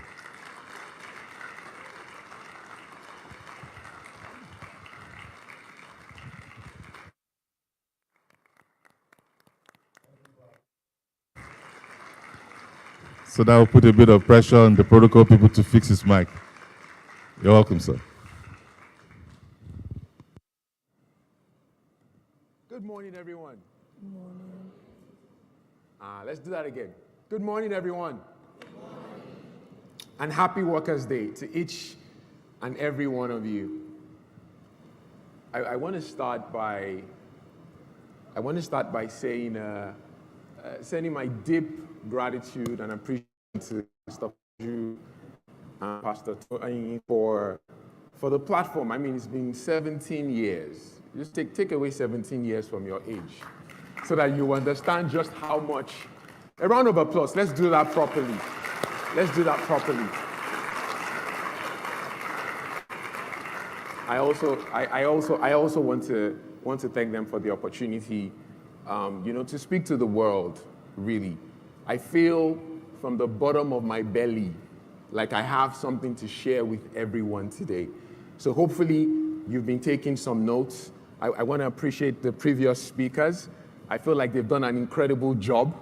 I feel like we can all go home. But a few more speakers to go. And finally, I want to acknowledge the brilliant and beautiful Mrs. B, who is here with me today, my wife. Please help me appreciate her. She was going to be in the Women in Business session, but she knows how inspired I am when she's around. Inspiring me since 2008. And I just want to thank her. Thank you very much, love, for spending time with us. She's also here to make sure that all that I say is the truth, the whole truth, and nothing but the truth. The thing is, usually when I get an opportunity to speak, I think about, and I know speakers do this where you're like, do I want to be admired? Or you ask yourself, do I want to be liked?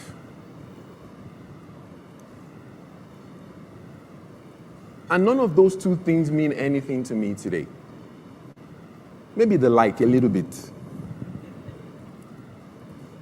The most important thing is I want to be heard. And I want you to consider the thoughts that I share with you today.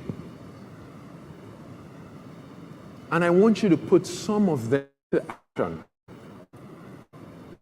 So that when next we run into you, you can say to us, oh, there was such and such a thing that you said and I applied it and I can see the results.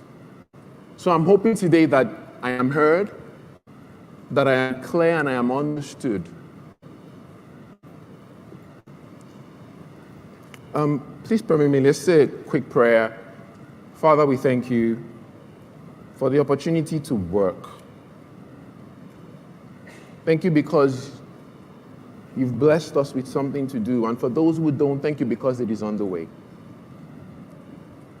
Thank you for the ideas that we will share here today, that it will be a blessing to us, to others, and to our nation. In Jesus' name, amen.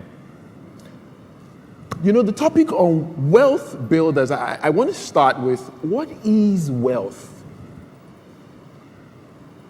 Because it's important that we come to an aligned position on what we are building before we start to build it.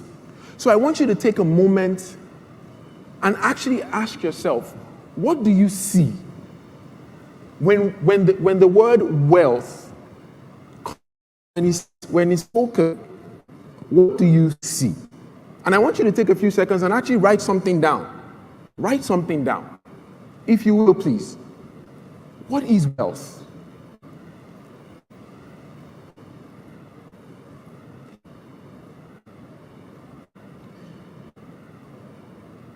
When I have conversations with people,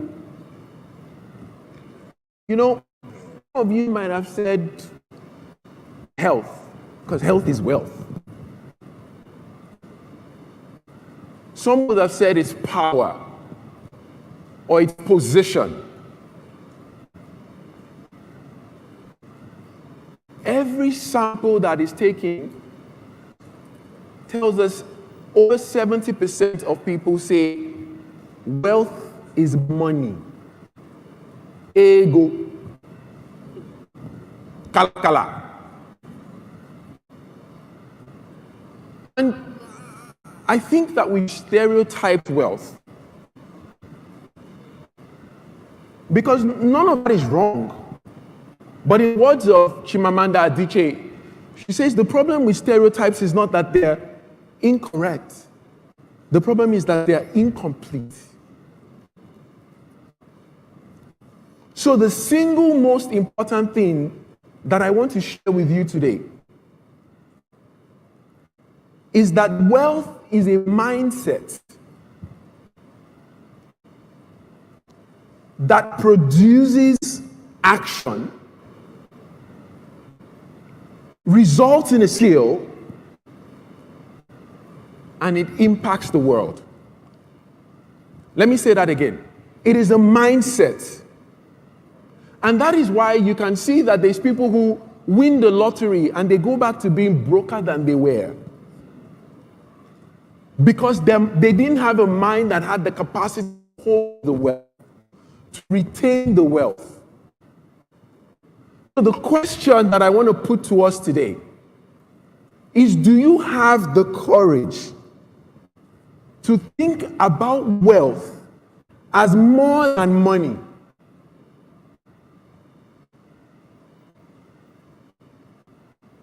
Because that is a critical part to you even starting to build it.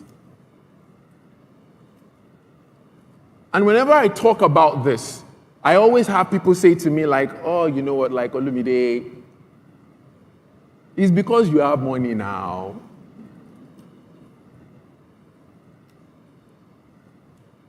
In 2008, when I finished from the prestigious Obafemi Awolowo University, he left it out, it was there.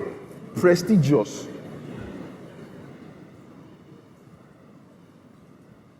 And I was looking for a job. And I want to cut the long story short. Eventually, I landed an offer with one of the big software companies in Lagos. I can remember talking to the MD at the time, and he also had finished from IFE many years before me. And he said, really, you're a guy that you understand tech, but you can also sell. By the way, everyone is a salesman, just so you know. You are all selling something. He said, you're a salesman. So made me an offer, and I was looking for a job that they could retain me. And at that time, the salary was 120,000 naira a month. In today's money, it's 550,000 naira. So I'd gotten the offer and I was excited. But then I was posted to a place called Nokia Siemens, NYSC. And for those who are in other parts of the world, it's a compulsory one-year program that you do after university. So I ended up in Nokia West Africa, which was the mobile phone business, not the network business. And one thing led to another, and then I was in a room with a man, Manoj Changarampat, amazing manager. And he asked me questions. It wasn't even about tech. It was about music, and then he made me an offer for a job. I remember I already had system specs, 120K.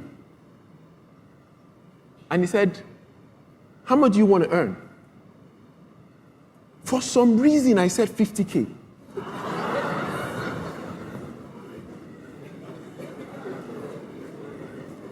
Till today, I still don't understand. Long story short, they gave me an offer for 66,000 naira a month. About that time, I had just read that Nokia had just sold its 1 billionth phone in Nigeria, in Computer Village. As a boy who grew up in Ogba, it blew my mind. I said, you're going to give me a job where I will work on web validation for a product that touches that many people? I will do it for free. I took that job.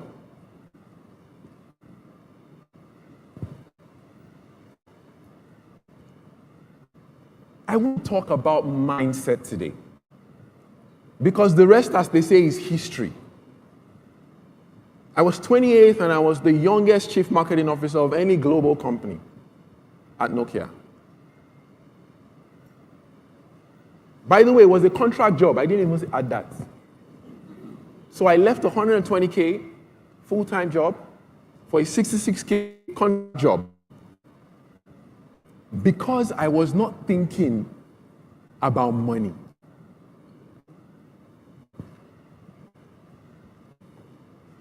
I want to share with you 4 mindsets today.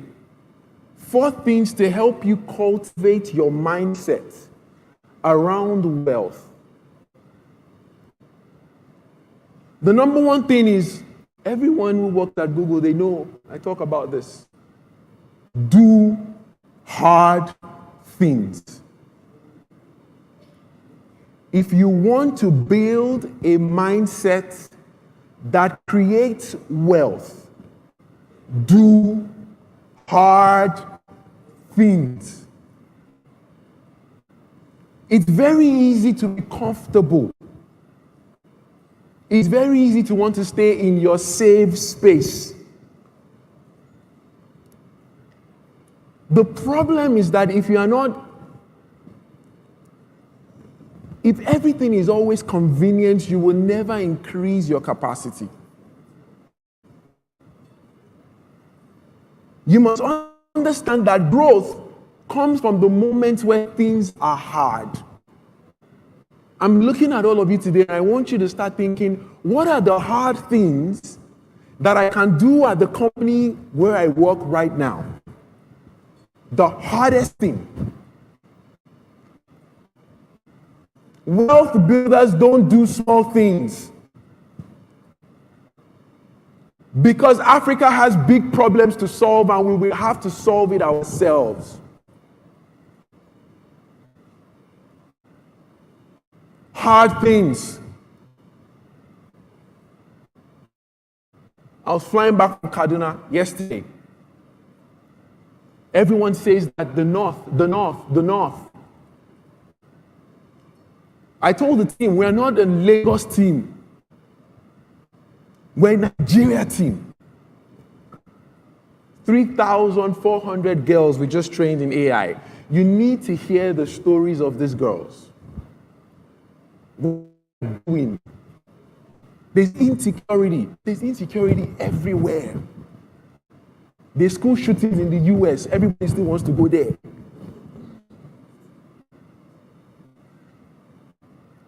We have to solve problems. And we have to be ready to do hard things if we have to solve those problems. Because I have news for you. Nigeria needs you. Africa needs you. You know, I talked about money, and the problem is that when we go into companies, everybody goes to extract. And we point at leaders and we say that the leaders are not doing the right thing. And yes, you do have a point sometimes. But Albert Einstein said that you cannot fix a problem with the same kind of thinking that created it in the first place. Extract. So you work at a company, extract. What problems are you solving today? It's not my job, oh. That's not what they brought me here to do. If you do not do more than what you are paid to do, you will never be paid to do more than what you do. Let me say it again. If you do not do more than you are paid to do, you will never be paid for more than what you do. When you do hard things, you build resilience because you're going to need it. Things will not work all the time. I had a manager that told me, Olumide, you have 10 ideas, only one is going to be taken, and I'll go for that. I'm here for that. Small, consistent efforts over time lead to significant results. So you build resilience, you build a problem-solving acumen, and also you build confidence. So do hard things. If you're finding it difficult, break it into smaller chunks. If you want to do something that's big, break it down and start gradually. Gradually, take it step by step. Number 2 mindset. Number 2. Seek significance, not success. And I know you may say, Olumide, what does that mean? What's the difference? Significance is about making impact. Success is about personal gain. And there's nothing wrong with that. The problem is that you are never going to have sustainable happiness. It's just not going to happen.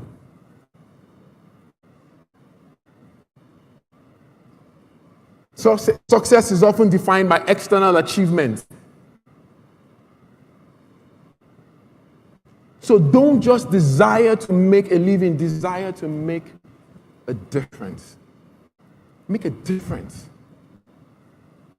I couldn't sleep. Even gone to university, is now building dashboards. I couldn't sleep. I told Bayo, my friend, Dr. Bayo, I said, how can we get more girls? That's what technology is about. I know people talk about Google. We have 250 products at Google, 250. We have 9 products with over 1 billion users. We have 3 products with over 3 billion users. There's 7 billion people on the planet. But that's not the cool stuff. The cool stuff is the stories behind what those products do. And that is why I do what I do. That gets it in the morning. What gets you out of bed in the morning? Other than the paycheck. Find it.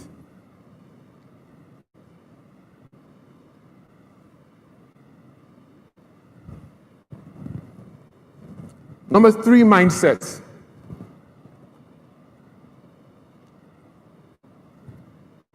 Have a mind to collaborate, not compete.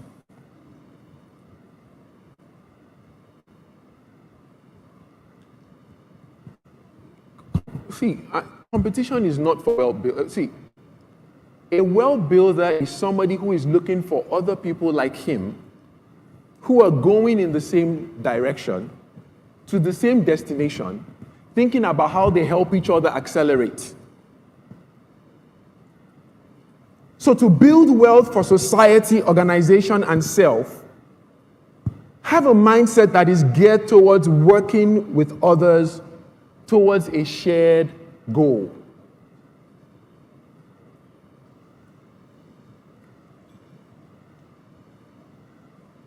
I turned on Twitter, and then two people are fighting. I'm not going to call names. And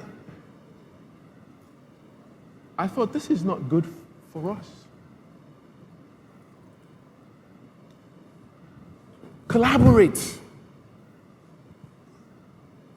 Who can you collaborate with? What company can you collaborate with that's got the same vision, that other than money, that you can accelerate each other's efforts?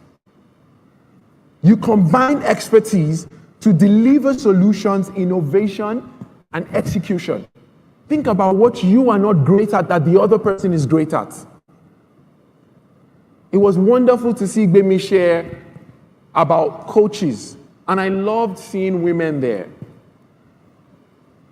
I really want women to help more women. I don't want to break any table. Collaborate. Work together. You are going to need it. It's a tough gig. When I get my products team in country, and I'm doing, the first thing I tell them, I said, I'm Africa's #1 seller, but Africa is hard. I'm not gonna, it's hard. But it's hard for a reason. It's hard because there's a lot of yet to be made. How excited are you about that? But you're going to need people that when it's hard, you can work together, encourage each other to come through the tough times. There is a lot that you can achieve when you are not thinking about who gets the credit. Let me say that there's a lot you can achieve when you are not who's going to be in the spotlight. Because if you're about impact, what does it matter? The stories is what you want to see. You don't have to be in the limelight.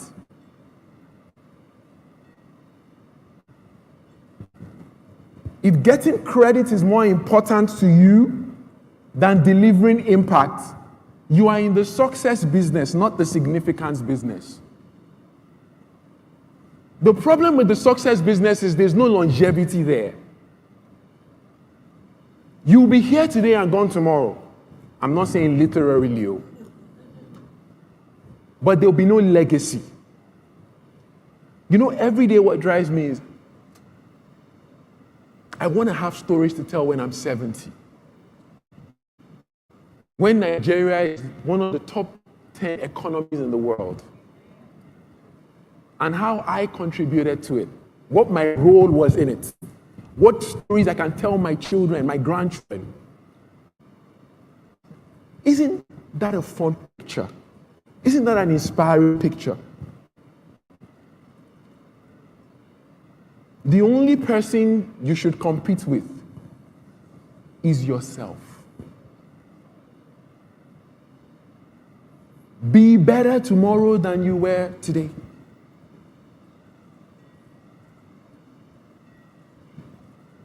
And maybe the problem statement.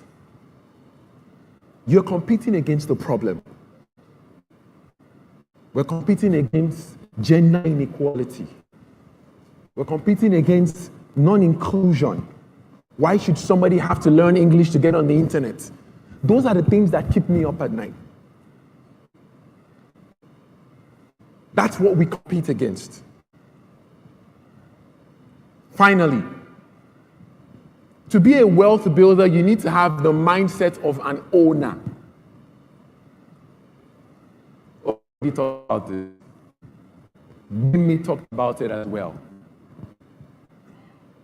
It's not your father's business. That's why you're not. That's not, you can be that, but that's not what wealth builders do. They think big picture. Nelson Mandela once said, there is no passion to be had playing small. Big picture thinking. They manage company resources. Every money that is spent, they think about it like it is their own. You have to think like an owner. They're always thinking about the customers that they serve and how they can improve that. Do you know that a satisfied customer is no different from an unsatisfied customer? Research. Customers want you to exceed their expectation. So you have to be thinking every day about how you solve problems they don't even know they have. Hey, you have a problem. Hey, I have the solution. Impact. The value will, the money, the least, it's only a tool. It's not an end. To senior level managers, very quickly, I need to do a census at the start, but I skipped it. To senior level managers, I want to talk to you. You have to start a culture of innovation. When I sit with my team and we do year plans, I say, what risk are we taking this year? I've seen all the stuff, that's great. Tell me about the risks. Because if you don't help people think about taking risks, they will not innovate, because innovation in itself is a risk business. You have to redefine failure. It is only a step on the way to success. I used to tell someone in my team, she said, I don't like hearing failure. I said, failure is good. If you are not failing, it means you are not trying hard enough. If your scorecard is all green, it means that you weren't really stretching to start with.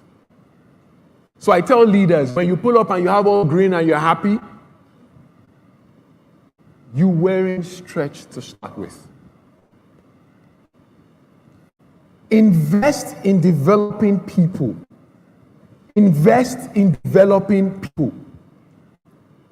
Invest in developing people. Be clear on what skill am I helping them grow. Not for your company, for themselves. It's fine. If they want to stay, they stay. If they go, they go. Because then if you do it for you, you are also extracting. I want to conclude. The theme is wealth builders.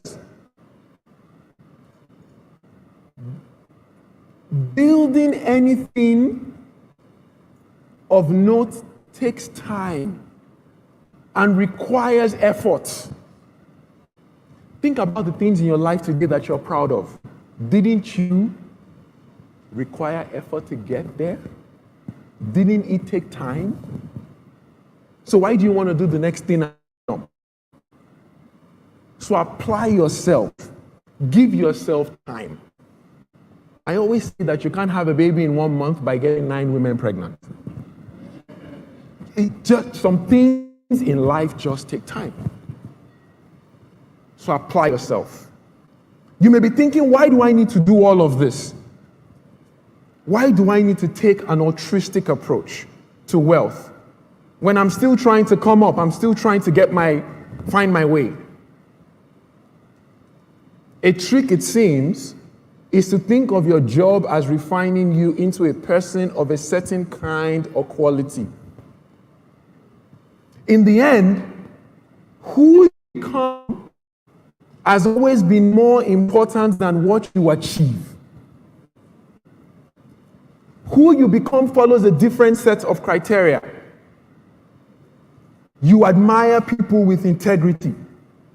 This isn't free. A solid character will cost you friends and money.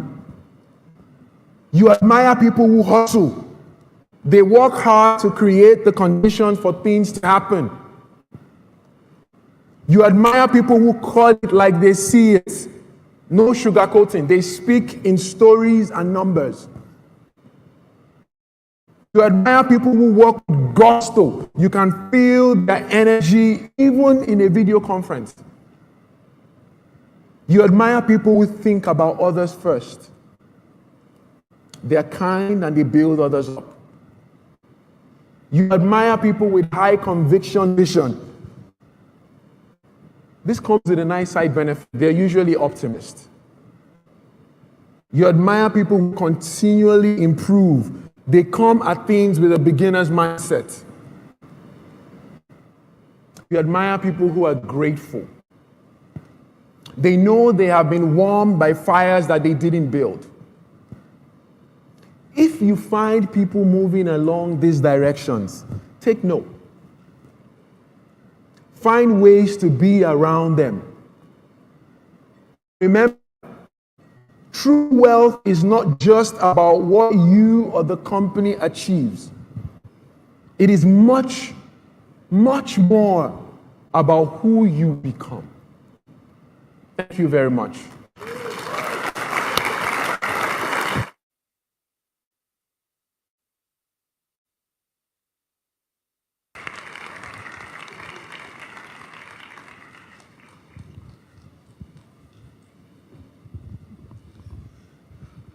All right. Now this time, put your hands together for yourself. You've been a great audience, and we're glad you could make it and you're here. So we're about to bring on our penultimate speaker, and then we'll get into the panel session. But just to prepare us for the panel session, assuming you have a question, a point of clarification, or something you want to dive a bit into, indicate very discreetly to the ushers around.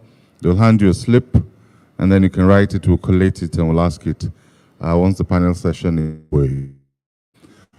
But how many people have been inspired, motivated, and have decided to pivot on account of the things you've heard so far? Let me see your hand. Of course. That's right. That's the point of this whole thing, right?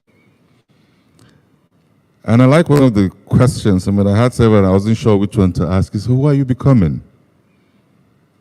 That's a great question. Who are you becoming? And, you know, another thing that sort of came through to me is that it is not us that creates an abundance mindset or a certain mindset. It is, in fact, the mindset that creates the what? The wealth. And you know, something that I've observed and known for very long now is that whenever we're holding like a National Day event or celebration or whatever it is, you notice that we don't necessarily bring in the same of the same type of people. You don't invite typically, say, all the traders and all the CEOs of one-man companies, all the lawyers and all the doctors and all. You know, that's not how you do it, right? You invite the best in every discipline.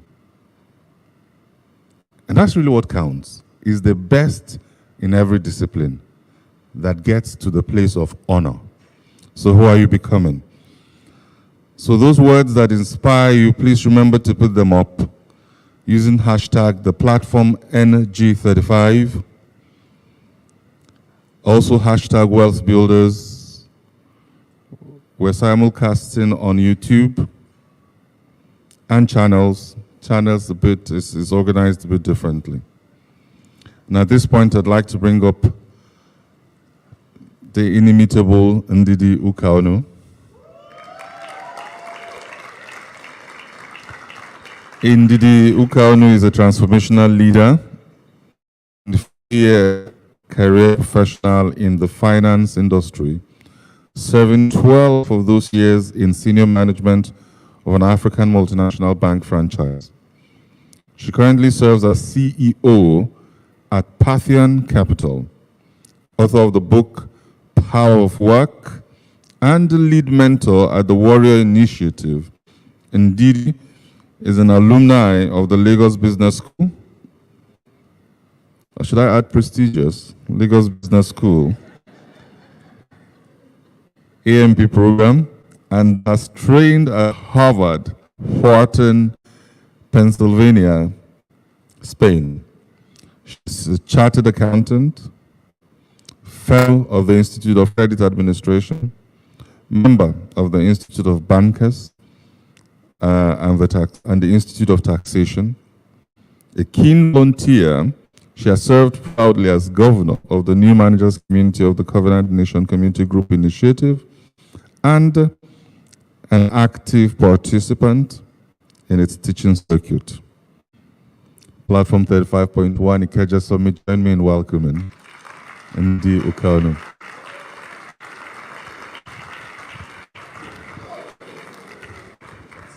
It's okay. Olumide said you do the hard things. Hello, platform. Really excited to be here. Truly, truly excited to be here. Especially our first platform entrepreneurial summit. And we have to thank Pastor Pojo and Pastor Toyin for the brilliant job that they continue to do with this nation. And now they're putting the spotlight on not just entrepreneurs, but on intrapreneurs. Beyond the entrepreneurs, beyond Pastor Pojo and Pastor Toyin, I want to salute the team behind the platform. 35 editions. I expect your applause to be louder than that. 35 editions. And what is so beautiful is how they pull it off with excellence each and every time. We salute you. So it's an incredible honor for me to be invited back to the platform. And really, I don't take it for granted. This is an incredible stage. This year, we saw the theme, Wealth Builders. And what this did for me was to bring top of mind some of the conversations I had been having with myself that I would not dare voice. But guess what happened? About, in the space or span of about a year, one of the questions that I asked myself privately, someone asked me openly. Laugh, because I'm about to ask you the same question. And it just seemed to open a gusher. So I want to open your own gusher. Okay? Where is my pointer? Okay, does it work? Okay, there. Is Japa a product? Let's go. Before you start to think and say to yourself, how dare you? How dare you suggest this? We need help with this, please.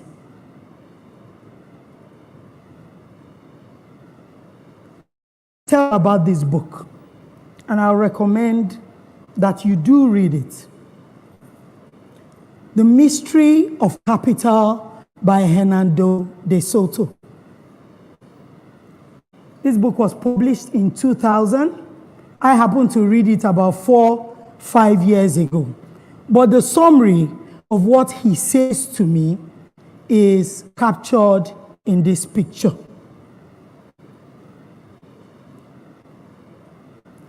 An architect has set the landscape for a space. He has set footpaths properly, and one crazy guy decides he will walk on the green. But if you look closely at this picture, what you discover is this is not the only person who has been walking on the green. They have walked on the green so much that the grass there is suddenly what? Dead. But you know what our typical response is? We dive in and we say, put up a signboard. Anybody who sees here, 25,000. Say, no, leave that one who will be monitoring it. Let's just get wrought iron. Let's build around it so that nobody will pass. Seemingly correct, right? But Hernando says to Ndidi, if everybody saw the footpath and chose to walk on the green, what is the message that they are sending? Is there a lesson here? Is there something we can do better? Stay with me. And so, with that kind of thinking in mind, I continue to approach that question. And as I think about that question, I'm reminded of the Philippines.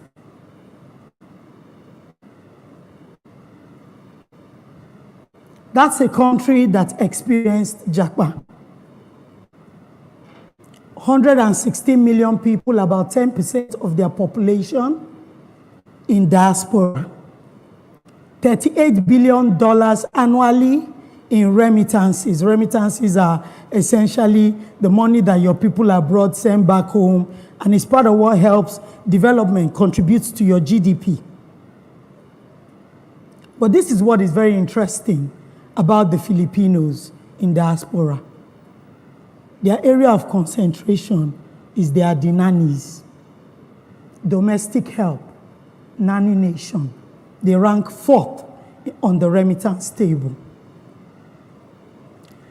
And then I'm still thinking, Hernando says, disrupt your mindset. And then I confront India. Problem, though widely known, or if you think of it as a problem, it's not as bad as the Philippines. India barely has 3-4% of their people in diaspora, 1.4 billion people, 32 million estimated in diaspora. Number 1 for remittances, $125 billion going to India every year. And what are these guys known for? Tech and medicine. So if you know a lot about the Indians, you know that they own the medical space, the NHS in the UK, correct? A lot of what people don't trace back is, how did that come about? These people, like the Filipinos, they actually did transit into the UK, and if you remember, they started to own the corner shops in the town. And it is those corner shop owners that trained their children with a particular preference for medicine, and years later, what did we find? They have owned an industry in a foreign nation, correct? Stay with me. But what's the story about technology?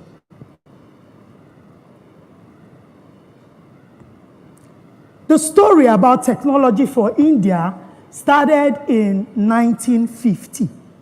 When India decided, I used to think that this school was one school, 2 campuses. The Indian Institutes, with an S, of Technology, decided to designate schools that were focused on training for engineering and technology. What is so interesting about IIT is that the Indians consider this and rank it higher than the Ivy Leagues, Harvard, MIT. They believe that you only go to MIT if you don't make it into IIT. It's not a shocker, because this school has produced some greatest of the greats. The current CEO of Google is an alumni here. One of the co-founders of Infosys, and if you work in the bank, right? Infosys is the one producing Finacle, the software that a lot of banks use. Former president of SoftBank is an alumni of this school, and we can go on and on and on. So I ask you, Nigeria, You will give me my time back or calculate the time for pressing.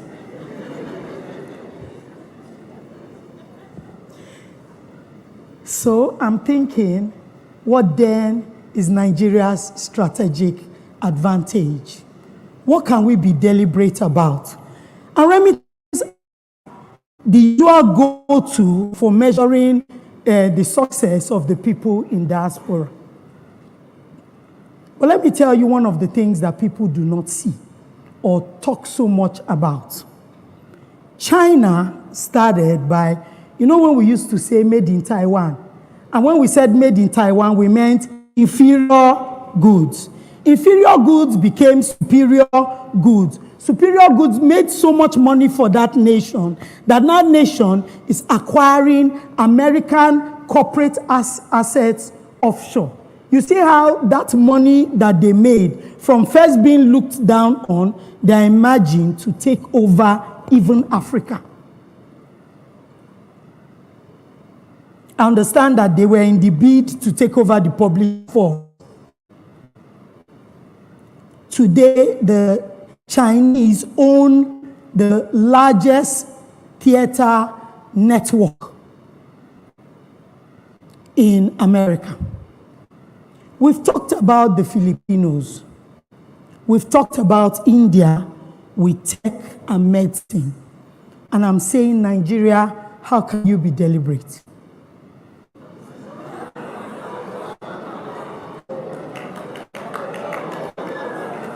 Easy, easy, easy.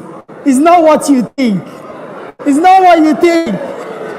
It's not what you think. Okay. So, is Nigeria Arsenal? Is Nigeria, you remember when Arsenal used to take these young boys and train them, and everybody would come and buy from Arsenal, and they were never winning a trophy. No, Pastor Kwaji said, let's use Liverpool.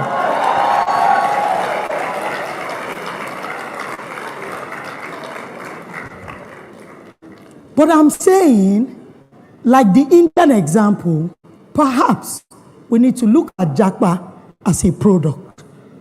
They built this technology thing knowing that the people would travel, but understood long-term the benefit. Can we be a bit more deliberate about Jakpa and see it as a product? Behind Jakpa is Jakpada. And if we build the Jakpa product properly, Jakpada will come back if we become the training hub and train the people who are left, and we have a good cycle. Maybe in the future, we too, like the Chinese, will start buying up half of America. But that's not the one that is bothering me today, really.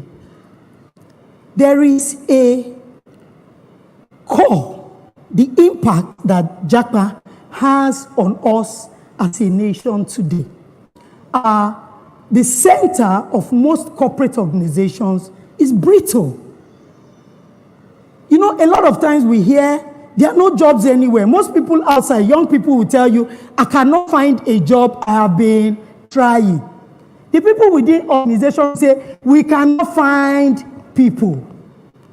What you are hearing is that the core of the organization, the middle management, where we pass culture, where we pass experiential knowledge, where we pass all sorts, where we groom the next set of leaders, is failing.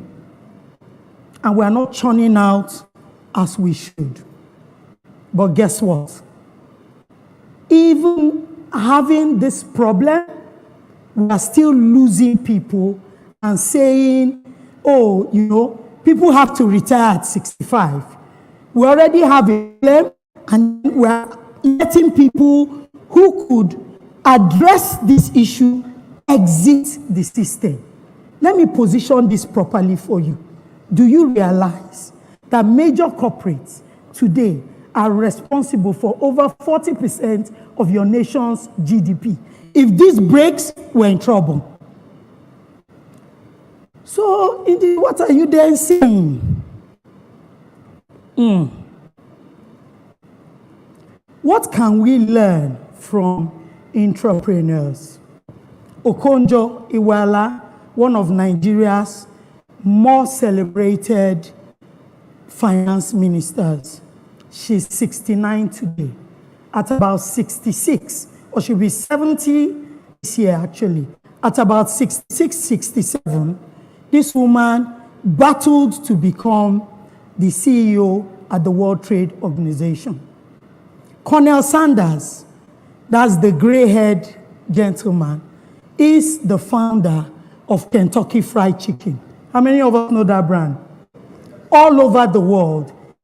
He founded KFC at 65. Mae Musk is the mother of Elon Musk. She is a global supermodel.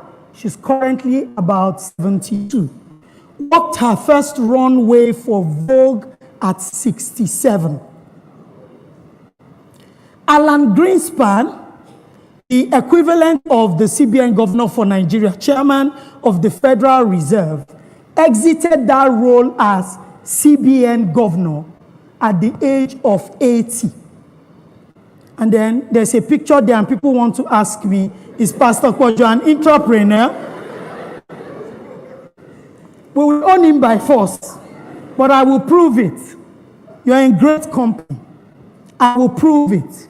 Did you read that scripture that said, what I hear my father I do not do of myself? He's an entrepreneur. God owns the church. He's working for God.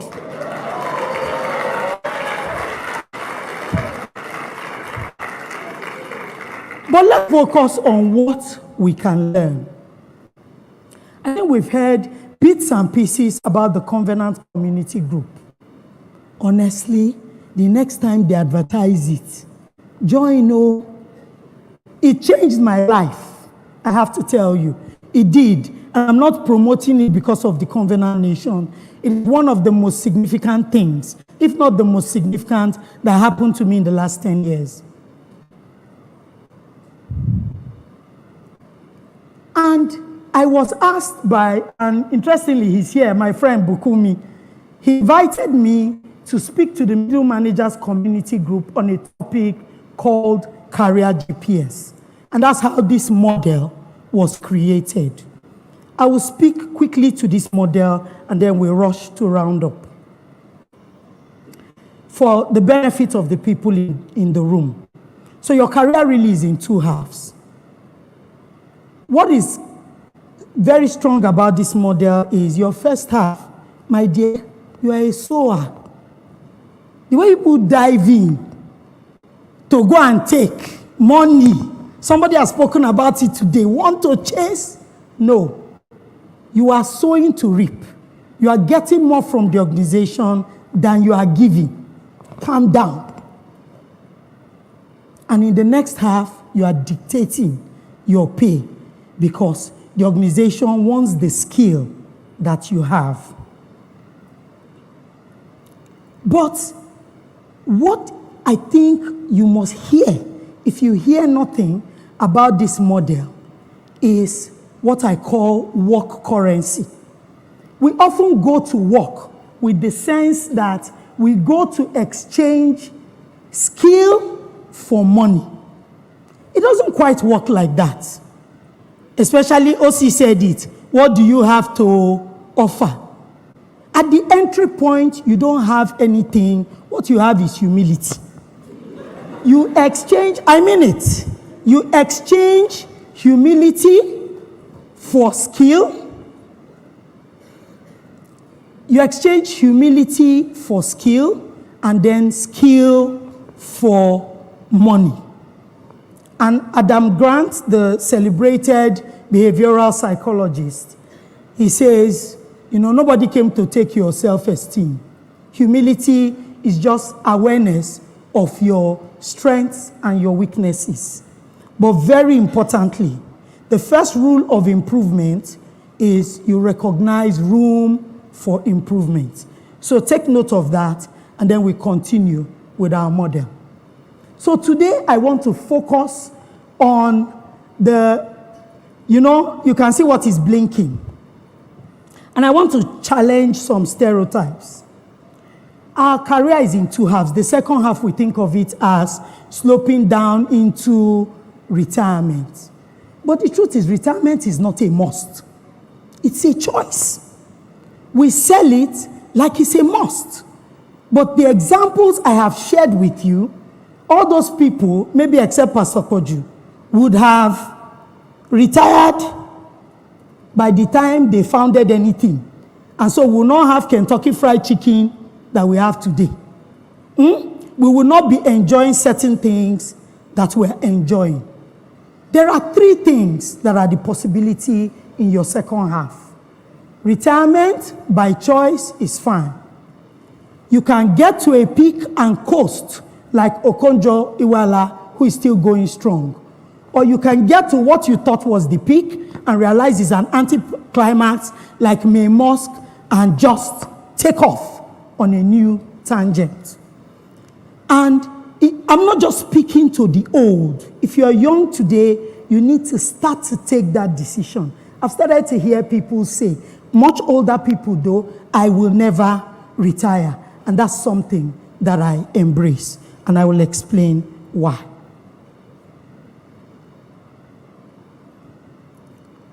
Okay.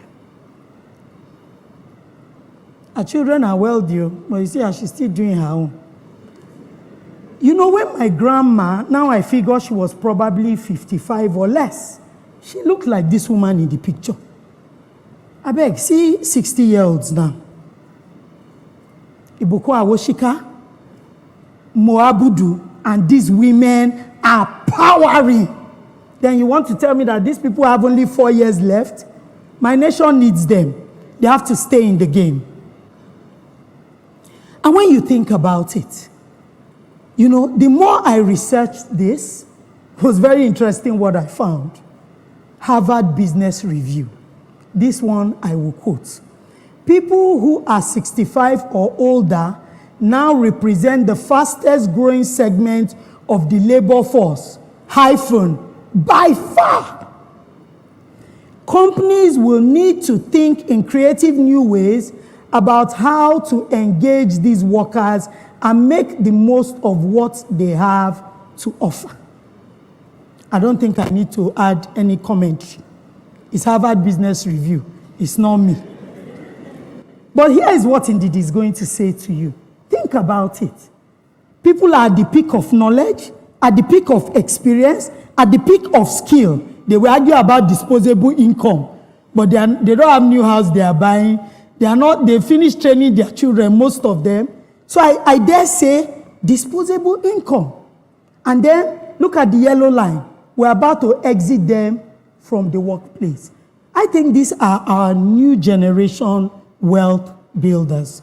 New generation means the dispensation in time. It has nothing to do with your age at the point in time. So, what do I say to the people who fall in this bracket, who have been saying to themselves, what have I done with my life? I'm about to exit the scene. I say, no, your nation still needs you. Especially now that Japa is almost breaking the middle. Transcend and reinvent. That is how you stay relevant. Data still supports my point. And I hear these days that 30-year-olds, 30-plus-year-olds are crying that they've not achieved anything in their life. I don't understand you people. At 30, you probably have 40 more years. Okay, I agree, right now you have not achieved. But I'm saying to you, there is still more to do. Nigeria's KFC still needs to come out. And data says to me that startups, the age of the average startup founder is 45. Now, these are startups of the fastest growing companies. And the older entrepreneurs are more likely to succeed when they set up a business. You've taken my slide. I can't see it anymore. Okay, so you're looking at the right thing. So you will find value in your second half. Don't collapse. Next slide, please. You will find value in your second half. Don't collapse. And why is that? Even, I'm always quoting Maslow, right? Maslow, after his death, additional work was published where he moved the peak of the pyramid from self-actualization to self-transcendence. And what is self-transcendence? And I think Olumide was speaking to this when he spoke. It is when you start to walk where your life is making meaning for others, and it's no more about you. As I begin to close, I want to pay ode to Molade Fasheru. Molade was my colleague. Molade's funeral was a master class for Ndidi. Molade passed at 46. But at her funeral, then it emerged that Molade had created something she called the Grace Ladies Initiative. And she was impacting women all over the world. I had been invited to speak there once, and there were women from America, Canada, London, everywhere. Molade personally took over an orphanage and catered for the children till she died. We only heard these stories after her passing. So what am I saying? You don't want to wait till you're old to start to exercise this transcending mechanism. Work has provided that opportunity. Start today. And finally, people say to me, oh, gee, you know, what are you, should we be working? We should continue working until, what are we making money for? I mean, you're finished training your children, then what next? And I say to everyone these days, I'm living a lie. I'm living for legacy. I'm living to be an example to my children, and by extension, everyone who calls me mama. You still have so much to give. An African proverb says, the time a man wakes up is his morning. So if I have spoken to you today, regardless of your age bracket, if you're one of those people who've been mourning what is not lost, you are exiting the work scene, you still have so much to do. Permit me to say to you this morning, wake up, it's morning. You are the one who says it's time. You are the one who calls time on yourself and nobody else. Thank you.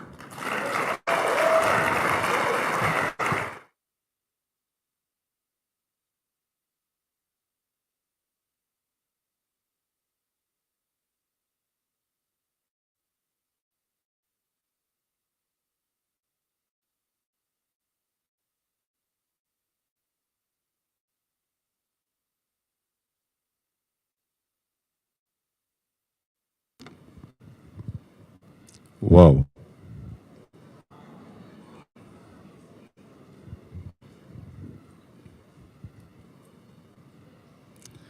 Very many interesting detail points.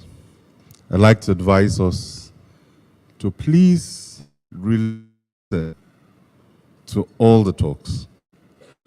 You know, in my experience, you heard barely 20% of what each speaker said. Trust me. Even if you're in this room or you're listening online, you will be amazed at what you didn't hear when you listen to it again. And that is how the lessons, the nuggets, and the things that have been shared will stay with us. And thankfully, it's available for free. When you go on, and I believe just trying to pull that out now. When you go on YouTube, the platform energy, and I believe that channels would probably have something on the YouTube channels as well, where you can listen and relate to this. The data points that have been put out by Indidi are very many and very powerful. How many of us in the room know that as of today, India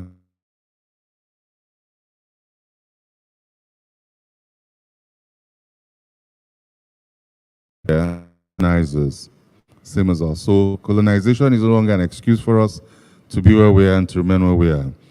And the engine for growth for India has largely been what? Outsourcing. And somebody asked a question, how did the outsourcing gig miss Nigeria? There's a difference, and as you know, and we can make up our minds, and I like the models that have been shared. Indeed, it could be that, I mean, there's a model by which you're exporting services as against people. Because there's no river on earth into which you can empty 170 million Nigerians, or 200 million Nigerians, or 130 million Nigerians, depending on what demography you're calculating. Yeah?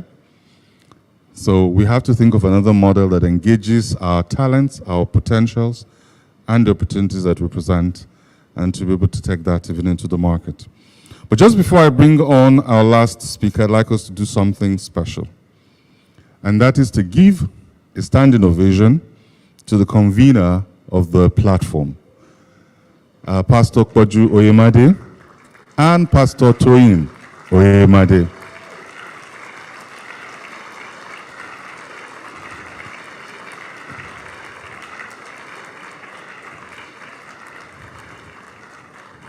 You may be seated. Thank you very much.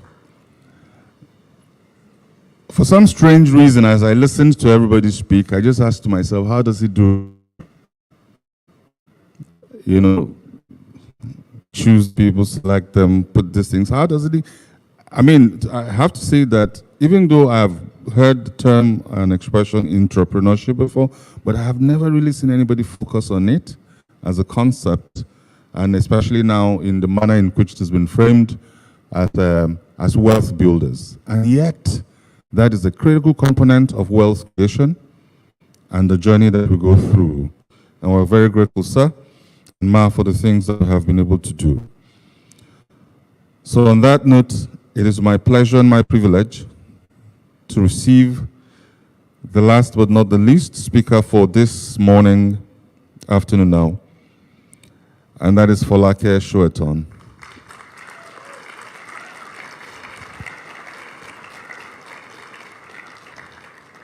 Folake Shoeton is an accomplished commercial and business executive with over 23 years of relevant experience in oil and gas and power sectors.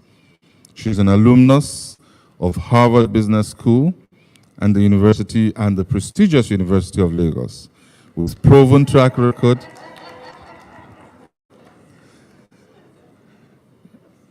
with proven track record in business transformation management, leading cross-generational teams, and mentorship.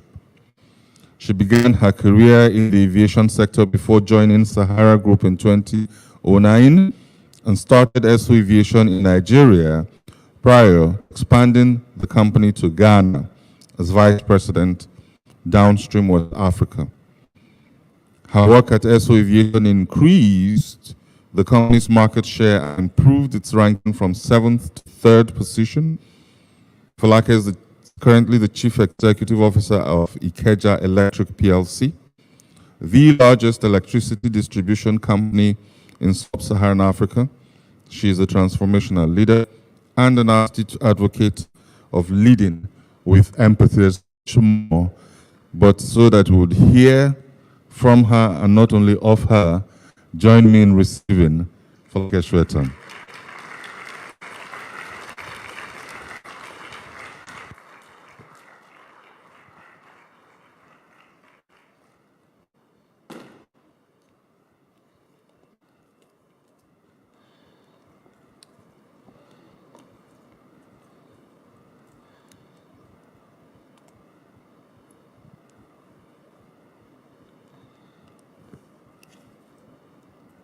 Good afternoon, everyone.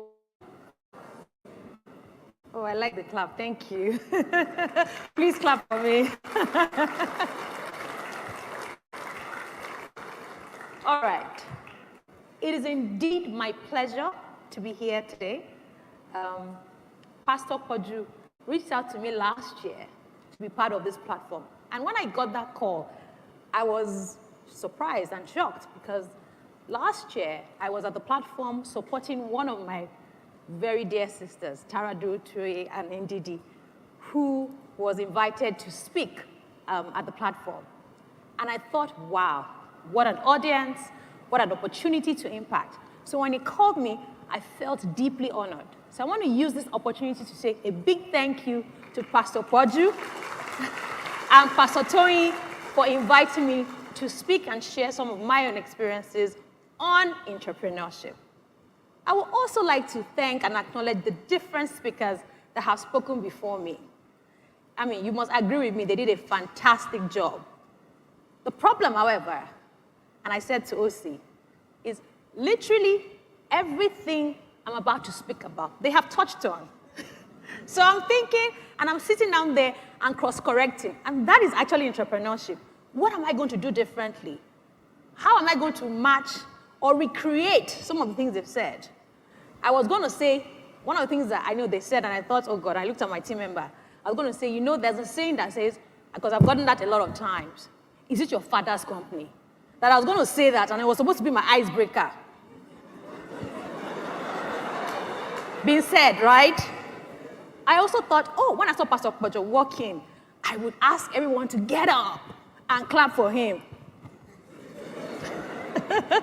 That had been taken as well. But I'm just going to go into it. And what I'm going to try and do today is talk to you about entrepreneurship. But I'm going to look at it from the perspective of encouraging middle managers and senior managers to try and ensure you understand the importance of entrepreneurship, and then you take the responsibility of creating entrepreneurs in your organization. So, my side moving.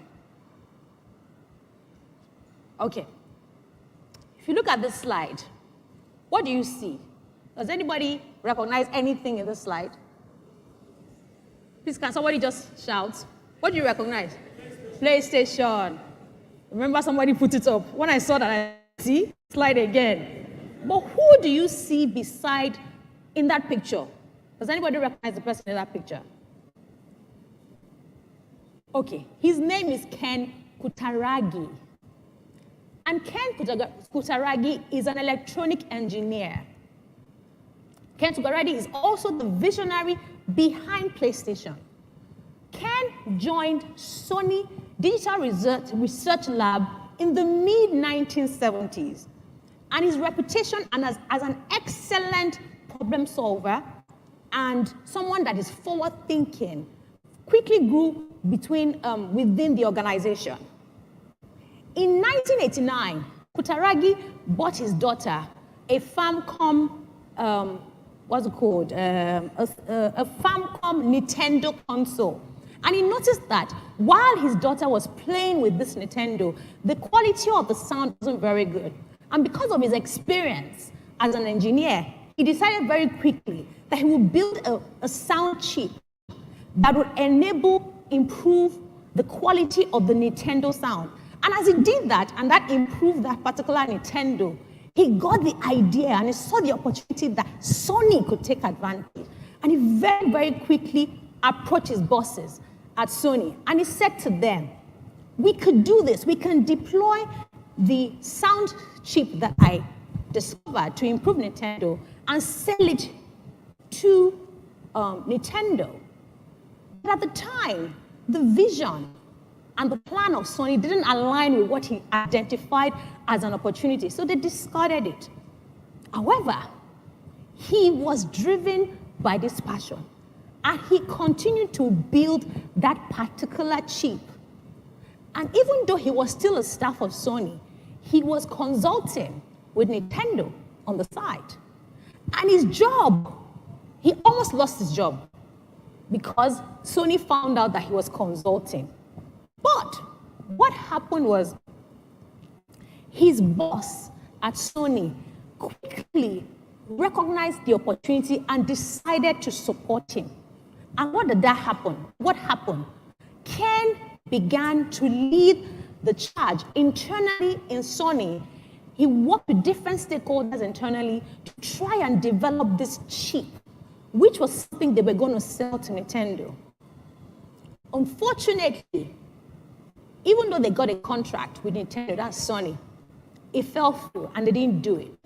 But what then happened was that they decided at Sony to develop that particular gaming application in Sony. And in 1994, Sony officially revealed the PlayStation at the Tokyo Game Show. And this singular act revolutionized, I beg your pardon, the gaming industry, and Kutagari's persistence and the fact that he saw an opportunity to make a difference obviously impacted his company. So let me put that in context for you. As at 2022 financial year end, PlayStation 5, PS5, as you all know, delivered 26.9 billion in revenue. And they had, at that time, sold about 19 million units of PS5. The PlayStation hardware sales contributed 31% of Sony's total earnings for that particular year. As at March 2023, a total of 38.4 million cumulative sales had been made of PS5. Just process that. He's a staff. He eventually obviously grew to become the chairman, I think the CEO of Sony. But how did he achieve that? What are the lessons here? There are many lessons you can take from here, from a Kutaragi's perspective, from the middle manager or senior manager's perspective, from the corporate organization's perspective. So some of the lessons I thought I would share. It is important that we think beyond our industry norms. Innovation often lies in intersections of these cross disciplines. It is key to believe and be resilient at the rate of conviction, because sometimes that persistence and conviction usually turns skeptics into believers, which we saw in this particular case. It's also important to promote interdisciplinary collaboration among our team members, because you never know what we see and what I have seen in my own experiences. Great ideas usually come from diverse minds. So it is important as middle managers, as leaders, as senior managers to create an environment that encourages that. And lastly for me, it should also see the importance of calculated risk with regards to being able to drive innovation. It's very key. We should not be afraid of disruption. In fact, we must embrace it. Very important. See, I don't like this slide thing. Okay, I've even jumped. Okay, I'm just going to speak. Thank God I have a paper here. It's important for us to understand again, what is entrepreneurship? And I'll just say it like this. Imagine today, you're working in a company, but you have this really brilliant and cool idea that you think will really make a difference or even make things better. But you are not the boss. You decide to act like one on this particular idea. So what do? You decide to take charge. You decide to identify the different people that are stakeholders within your department or your unit or other department. And you meet with them, you sell the idea to them, and you start to drive collaboration amongst these different stakeholders to come up with, to at least deliver on this idea. That, in essence, is entrepreneurship. Because what you are doing, literally, is trying to develop an idea even though it is not your organization, you don't own a company, but that idea would make a difference to the performance and the activity of that organization. So when I think about entrepreneurship and intrapreneurship, they're literally the same thing. The only difference is that the entrepreneur owns the business. With entrepreneurship, you are doing it within the organizations. And certain skills that come to mind when I think about entrepreneurs, they're disruptors, they are innovators, they are solution-driven, they think of value. All they're processing and thinking about is value. How can I make a difference and how can I add value? When Olumide was speaking, he spoke about how he took a pay cut to make a difference or to solve a problem. We've heard about care today, and that is what is driving you to make a difference. So, what is the value of entrepreneurship today? The reality today is that many companies move with times, and we try to adopt the more progressive approaches in running our organizations. However, a lot of them still operate in the traditionally structure rather than the progressive structure, and as such, growth is sometimes stifled. So, entrepreneurship is useful in kind of bridging that gap, and it usually gives room for innovation to sustain a business. So, what is the importance of entrepreneurship? It brings about fresh ideas. Entrepreneurship come up with the new ways to solve problems that they've identified, and it doesn't have to come from the boss. It also helps to find opportunity and take advantage of opportunity. Also, there are financial benefits. The entrepreneurs are able to identify ways to improve operational efficiency, ways to streamline process, ways to reduce waste, or even develop more cost-effective solutions that ultimately save the organization money. Employee engagement is also something that is very critical for entrepreneurship. It helps employees feel connected and valued, thus boosting motivation of people that work in an organization. And of course, it also enhances the brand of a company. A company that is known for fostering entrepreneurship is seen as an innovative and a forward-thinking and attractive and attracts top talent. But like I said, there is progressive and traditional structures in organizations today. So what are the characteristics of some of these traditional organizations? I would say for traditional organizations, they are risk averse. The emphasis is placed on stability rather than predictability. New ideas are often scrutinized. They're heavily calculated risks that are applied. They have long decision cycles. They're hierarchical in structure. They have a way of having specialized approaches to the things that they do in the organization. And they have fixed organizational boundaries. Whereas with the progressive organizational structure, you find that risk-taking is encouraged. The willingness to take risks, to experiment and try new things. This is often as a result of also encouraging failure. And failure, as we've heard and established in the course of the presentation today, is something that is good for anyone that wants to grow or make a difference. Progressive organizations also, they are very agile and they're adaptable. The ability to be able to adapt quickly is essential for any business to succeed today. So it is critical and important that we encourage an environment that is progressive and encourages people to think outside of the box. Also, with progressive environments or structure, we see exponential growth strategy. This involves implementing initiatives and processes that usually enable rapid and scalable expansion. And I can give examples of where I work today, where we have consistently just leveraged on technology to improve our operational efficiency in the business. So what are the roles managers play in driving entrepreneurship? I think it's critical that we build a supportive environment that encourages entrepreneurs. Collaboration and knowledge sharing is critical. it's critical that we encourage cross-functional collaborations between teams and come up with incentives that encourage people that come up with joint ideas. It's also important that we focus on learning, providing programs and platforms that help develop thinking of design or prototype, business models, where you are owning and taking ownership of processes. A critical element is also celebrating the entrepreneurial spirit. It's important that we create a culture that values innovation, that values risk, that allows people to express themselves freely. And we must empower employees.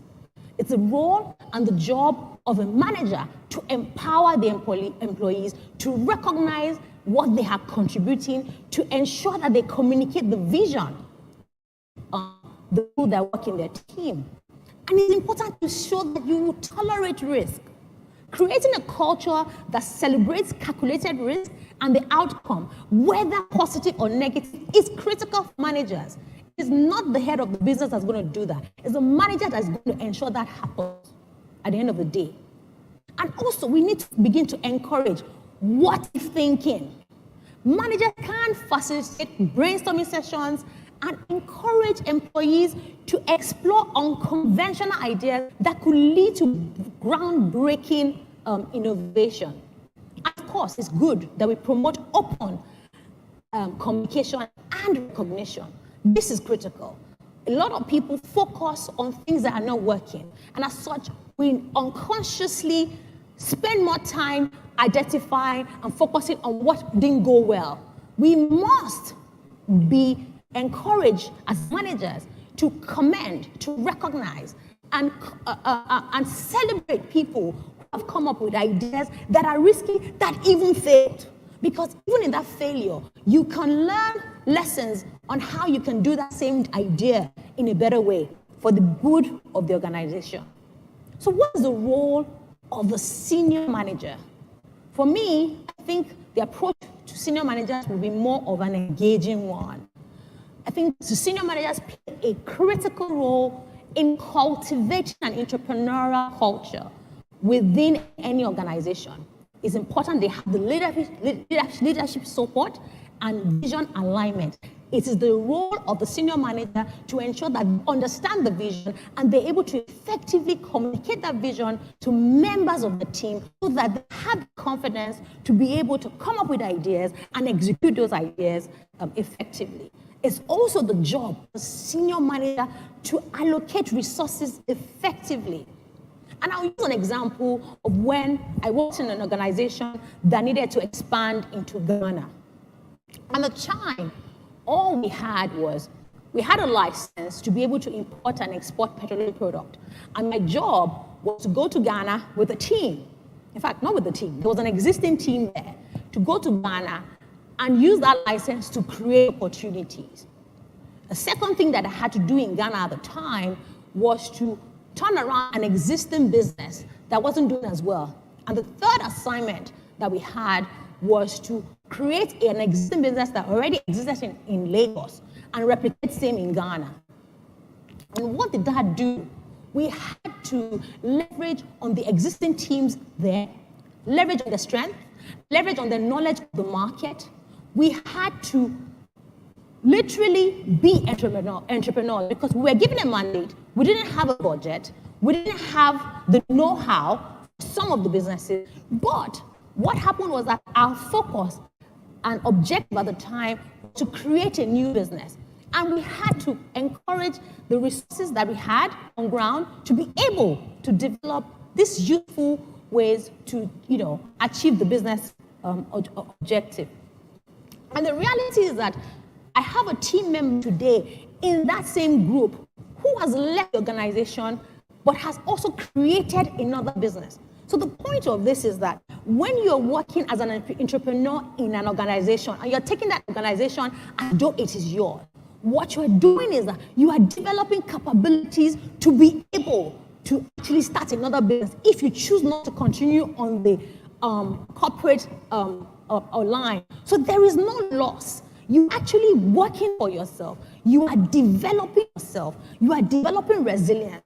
And the truth is that when you are an entrepreneur, you are thinking about creating value, you are thinking about solving problems, and what that does for you as an individual is that you will always add value and make a difference.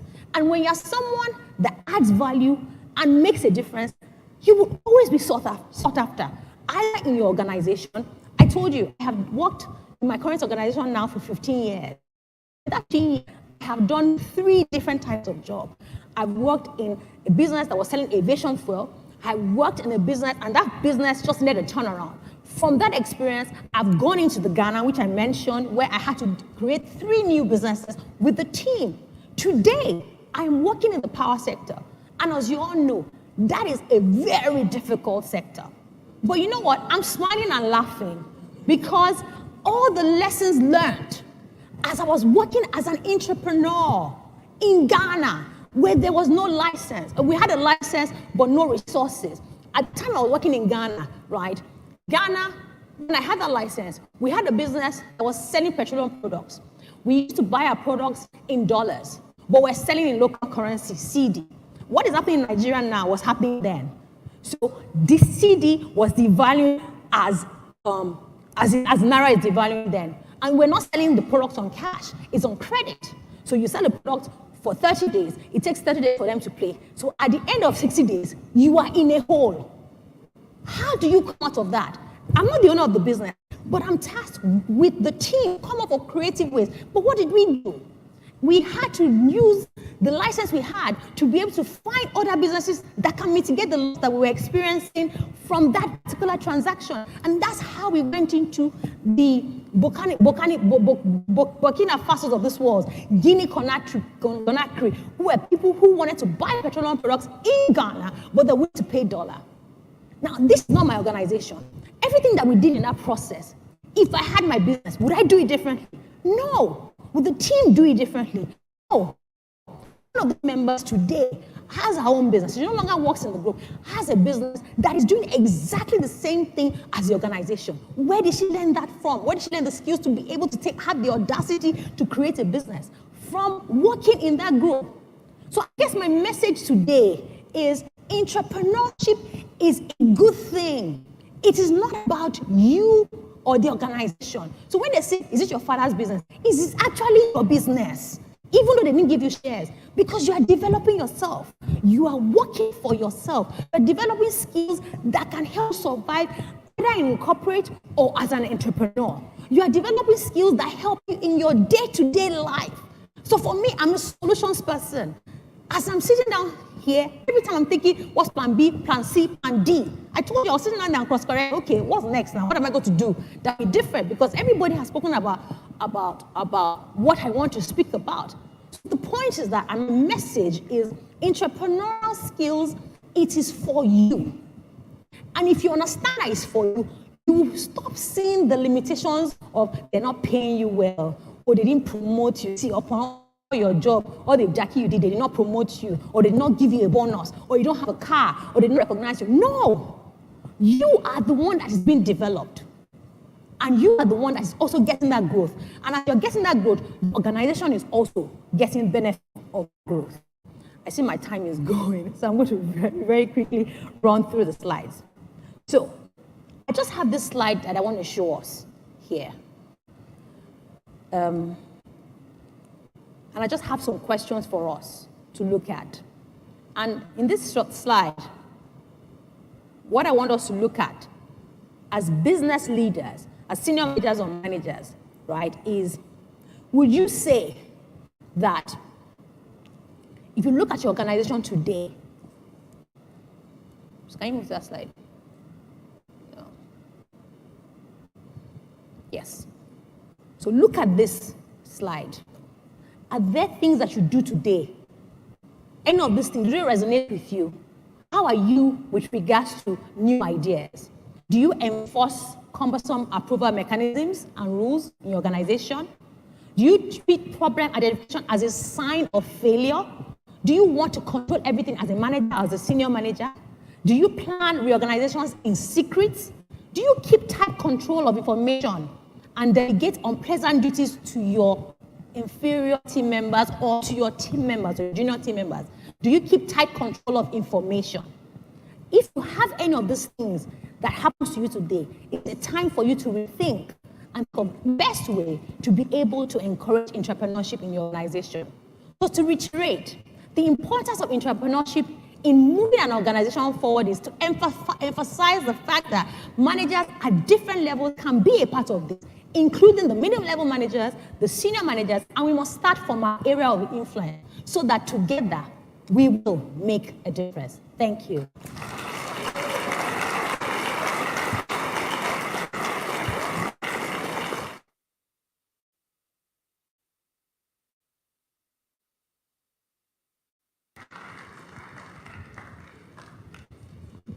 Let us keep clapping.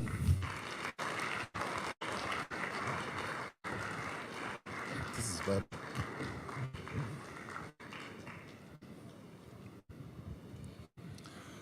Simply life-changing today, and I believe everybody has learned. The case for entrepreneurship has been made overwhelmingly, and I believe that you'd leave here with the determination to be an entrepreneur and not just an employee. That's so. Right. Let's put our hands together again for all the speakers.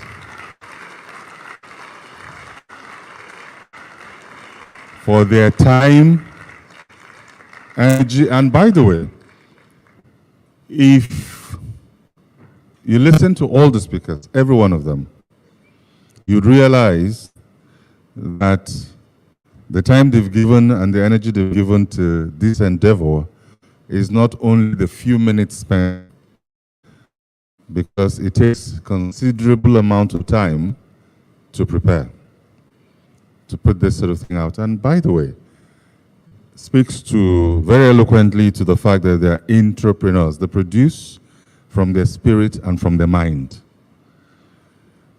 You know, again, in some life, I'm a lay preacher, and I can preach a full sermon around this. You know, says, if you're not faithful in another man's business, say, who will give you your own? Maybe a compliment thought around that is, the laborer is deserving of his wage. You see, good work will always attract reward. It does not matter whether you're called an entrepreneur or an intrapreneur. You know, the one for whom we all work is God, and he rewards good work. He sees it. You know, let me leave you with a small nugget around that. And I won't give you chapter and verse, because this is not the place. But the model of the worker is God himself. We're told that in 6 days, he did what? He created. But what did God do in 6 days? He created value and he produced substance. He wasn't moving. So that's the difference between productive work and unproductive work. All right, so remember, it's hashtag Wealth Builders. Are we still there? Right. And so let's put these thoughts out and keep those going. And so, just to save on time, we would be just taking this right through. Let us put our hands together, even as we receive all the speakers to the podium. And I would advise that you use only this one. That one is compromised. So please, yes, use only this one.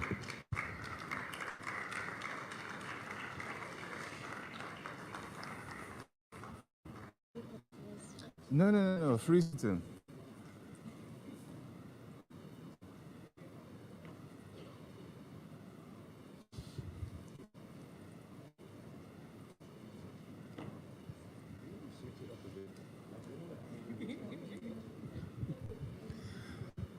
While we're at it, I'd like to thank OC and Mr. Balogun for keeping hope alive for the male gender. Once upon a time, this would have been struggling to find some gender diversity, but today we're struggling to find some gender diversity, just in the opposite direction. But that's also something for us to think about. All right, so just somebody remind me, how long is this particular session? 10 minutes? No?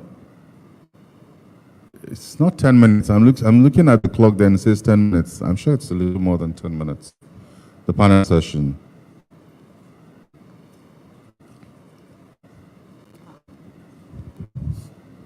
Okay, fantastic. All right, so and would want to just maximize the opportunity that this provides to us. Maybe the first thing I'd like to put out there and ask is, entrepreneurs, you look at it very strictly, entrepreneurs just really introduce the thought and perhaps create a vehicle that drives, creates the vehicle. But it is the entrepreneurs that build the product and or service, grow it, and continue to build the organization. Yeah. So I guess the point of that needs to be reconciled is remuneration. How do you communicate your value and get commensurately remunerated? Is there structure? Is there skill to it? How do you really communicate your value and get adequate remuneration for the contribution you make when you get to that point? I'd like to start with Melanie. Thank you. This is the question, it's the age-old question. I think for me, the first cardinal rule is to never have a conversation around financial compensation in the absence of talking about the value you bring. And I think that's the first mistake we often make, that when we're entering those conversations, we're focused so much on the cash, whether non-cash or cash benefits, and we're not talking about value. The second thing is really around understanding what drives the organization. It's like saying, that saying, when in Rome, do as the Romans do. There's a concept, I'll give you just a simple practical example. There's a concept called executive presence, this idea that you come with confidence, charisma, you're a fantastic communicator. And there's some corporate environments that, for instance, value or prioritize certain characteristics or skills. Now, if you enter a corporate environment that's always purely focused on financial performance, and you're then hinging your desire for compensation purely on financial performance, it's not going to get you very far. So it's really about understanding what really drives this organization and how are people recognized. The thing about, I think it goes into something that Olumide was saying, is how you think about wealth, how you think about money. Compensation is so much more beyond asking for more money. It could be asking for a month to do a course somewhere, or asking for sponsorship for something that means a lot to you, or asking for flexing your work arrangements. And it depends on what really drives you as a person. I'm somebody who thrives on collaboration, getting involved in new projects. So if part of my compensation or reward was getting me involved in a cross-border transaction, I would see that as a major win, even though I'm not getting a direct bonus compensation from that project. So it's really understanding what drives me as a person and what drives my organization. And of course, never having that conversation around money or finances in the sense of value. And I'll be very honest with you, a lot of research has shown that particularly women tend to be affected in the area of being able to negotiate and being willing to talk about money. And not a lot of people take the time to actually do the research about the industry. You don't know whether you're punching way above your weight, way below your weight. So it's also important to be armed with information in order to put forward your value and ask for more. Yeah. Anybody has a full comment? Anybody wants to take that again? I can add. She has a mic. Yes, I have a mic. I think from the HR perspective, it's a bit tricky, I must say, because when it comes to reward, what we should be selling is what we call total reward, right? I've experienced opportunities where it's not just about the salary, it's about opportunities for travel, for example, not even just opportunities for training, opportunities to be recognized, things like shares. There are organizations that provide share options to employees. Those are ways you can celebrate people. But just to emphasize what was said just now is that don't always start discussing how much are you going to pay me. There's so much emphasis that should be placed on value. What value are you offering? My boss will always the role taking. I've never gone into those opportunities saying, okay, so how much are you going to pay me? I take the opportunity first, but then if there's something that is a non-negotiable for you, for example, it's also okay to put it on the table. Again, I can use myself as an example. When I was going to move to Nairobi, all I told them was that, you know what, as long as my kids, they are sorted, I don't care if you don't give me a big package. Because that for me was a non-negotiable. I'll be moving countries and I'm moving with my kids. So it's very important that my kids are okay, at least in school. Once that is sorted, every other thing, it's okay. It doesn't mean that if it's not sorted, I will not take the offer. It was just something I placed on the table that consider this and just to make me comfortable. So I think it's also important that don't shy away from some conversations that are non-negotiable, but don't always start with that. Make sure that you place the value on the table first, and then if you need to place any non-negotiable on the table, you place that on the table. Thank you very much. All right, so the next question is actually Kosi, and I think it will be coming to you again, Atimomo, because I think both of you harped on that particular point. And it is, so the question essentially, just before I ask the question, it says that a rolling stone gathers no moss, right? And so I think both of you in your presentations stated that you would worry a bit about someone who moves too frequently. So the question is, what if you keep getting, now that you will worry a bit about people who move too frequently? You know, and so how then do you deal with, if you're just such a bright kid and you keep getting great offers? 1 month in, you get a great, another month you get another great offer. How do you deal with that?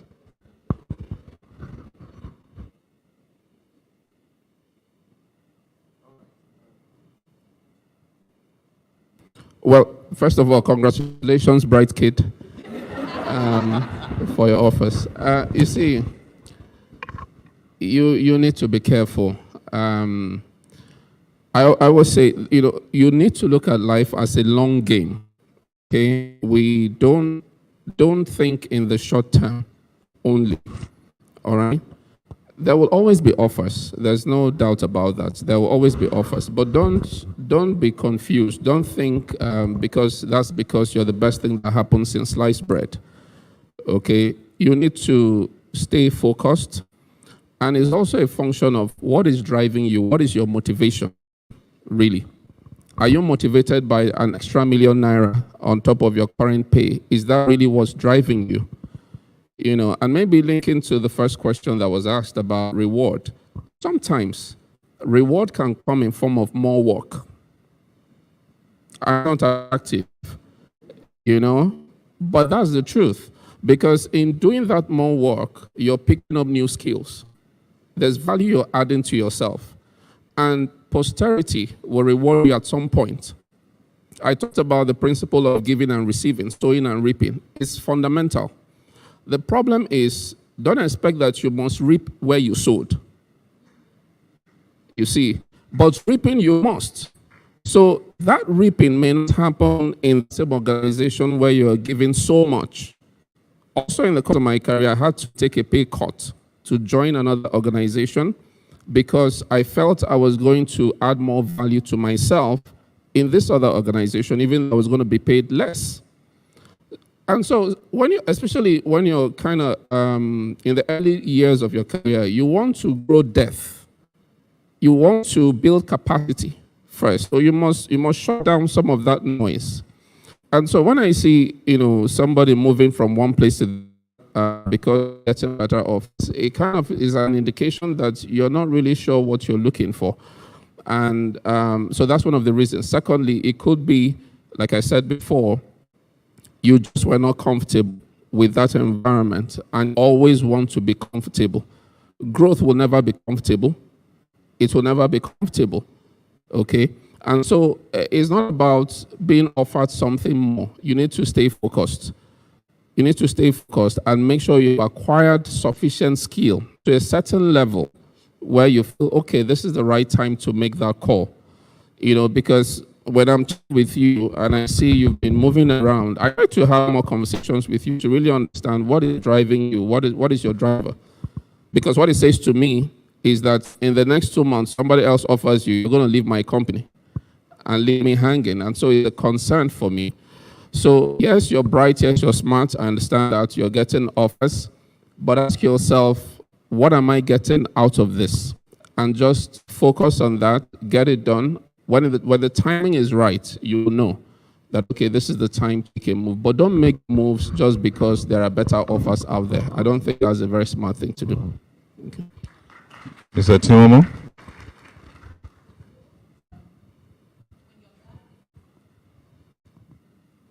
Why you have weeds and you have an actual plant on the grass, and then you have the weeds die quickly when they are being disinfected or something, is because of their roots.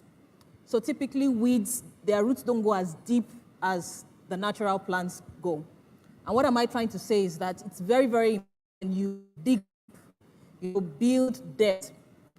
I remember when I moved from Guinness to Novo Nordisk, I got an opportunity to go back to Guinness. And after my first chat to go back to Guinness, I remember my husband asking me one question. I don't know if he remembers. He said, "Are you happy at Novo Nordisk?" And I said, "Yes." So he said, "So why do you want to go back?" And that question stuck with me, that sometimes we're looking for so many things about our profile becoming this. I worked with this, and so I moved to this after 2 years, after 3 years. It's about what other people think, not necessarily about our own personal purpose. And so when we reflect on some of those questions, are you happy? What kind of peace does your job give to you? What kind of depth am I building in the role I have? That will help us build a little resilience. We're a bit more patient, and it's not just about, oh, I want my profile to look like this. I want LinkedIn to show that, congratulations, you are now. Sincerely, it's not about that. There's so much more to life than just that. You don't need to impress anybody by saying, I need people to know that I am moving. For what purpose? Are you moving internally on your own? So it's very, very important that you be patient, hold on, build the depth, and when the opportunities come to take the next job, then you're able to build that competence to move to the next thing. Thank you very much. I believe it is Robert Greene in his work Mastery that suggested that most people's work life comprised of 2 phases, the learning phase, the earning phase. Yeah. And you make decisions during the learning phase of your career that are driven by earning, you may miscarry your career. Yeah. All right, so next question for Mr. Balogun, very specifically directed to you. So this is from Mr. Olumide, and is then circle it in blue pen. So when he was speaking, I read it, he emphasized on the need to take on more roles, stretch, do hard things with your organization. Now, how do employees in small-scale organizations that do not have structure in place stretch and apply themselves within their job roles in order to grow and build capacity? As we say in this part, one-man business. How do you grow in those spaces? It's a great question. It's a great question. Thanks for the question. My mic? Yeah. Okay. All right. I think it's up now. It's a really good question. I also had the opportunity of working with a one-man business many years ago. And I was doing, I was on the tech side, but I also used to take the calls. And one of the things that I would say is that you actually find more opportunities for hard things in a small business than even in a big business. So if you study for a big business, I'll say, okay, maybe that's even something where I need to spend a little bit of time. So I think number one is be very clear on what is the vision that this individual has for their business. And I always say something about a job is, for me, you yourself, you need to have a vision for yourself.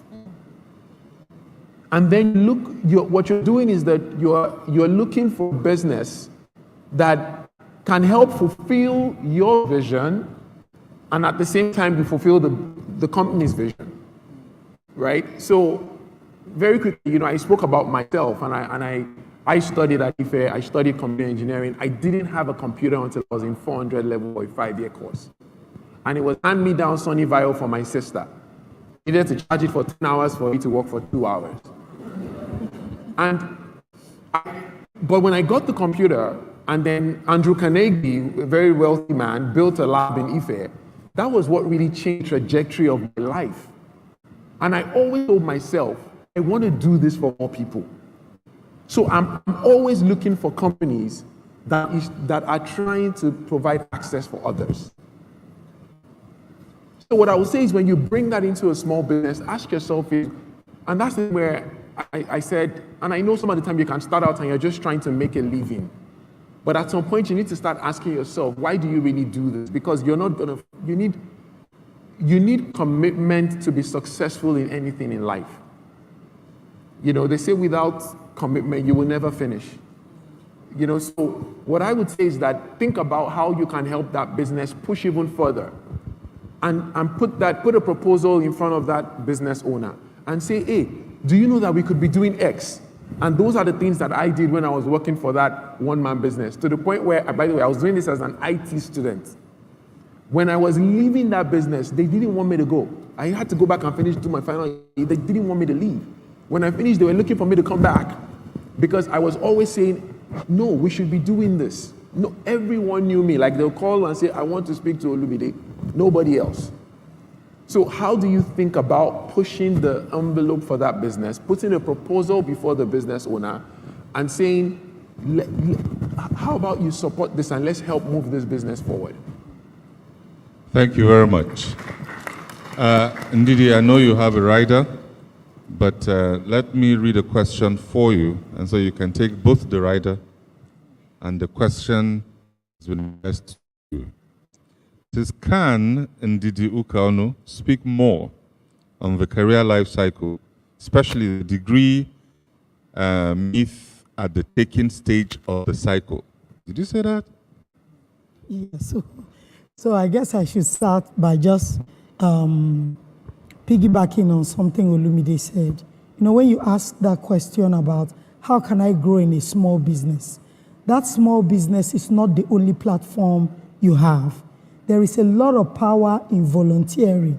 And volunteering doesn't always mean that people look for you to volunteer. You can stand up and say, I would like to work with you for this. And you don't always expect to earn a pay for it. One great place to volunteer will be church. Okay? Mosque, if you're a Muslim. What other NGO is there?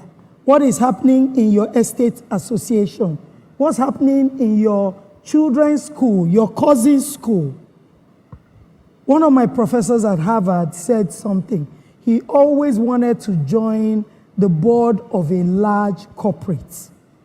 But he didn't realize that everyone he wanted to sit at the table with was already sitting in the PTA executives with him.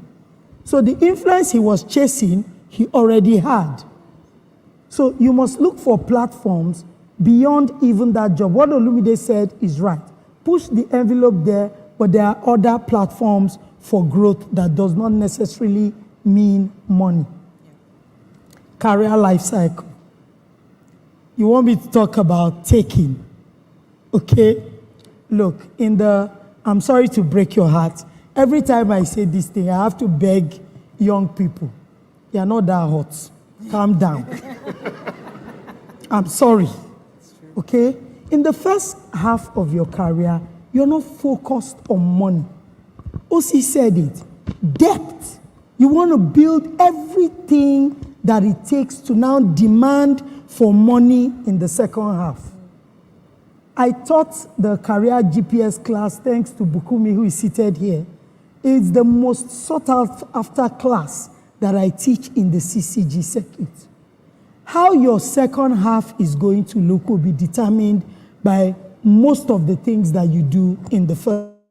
All who race through, you're changing, just want to have a title, let them call me manager, be called senior manager. You will not make it to the top. Because when a demand will be placed on you, you have not built enough grit to take it.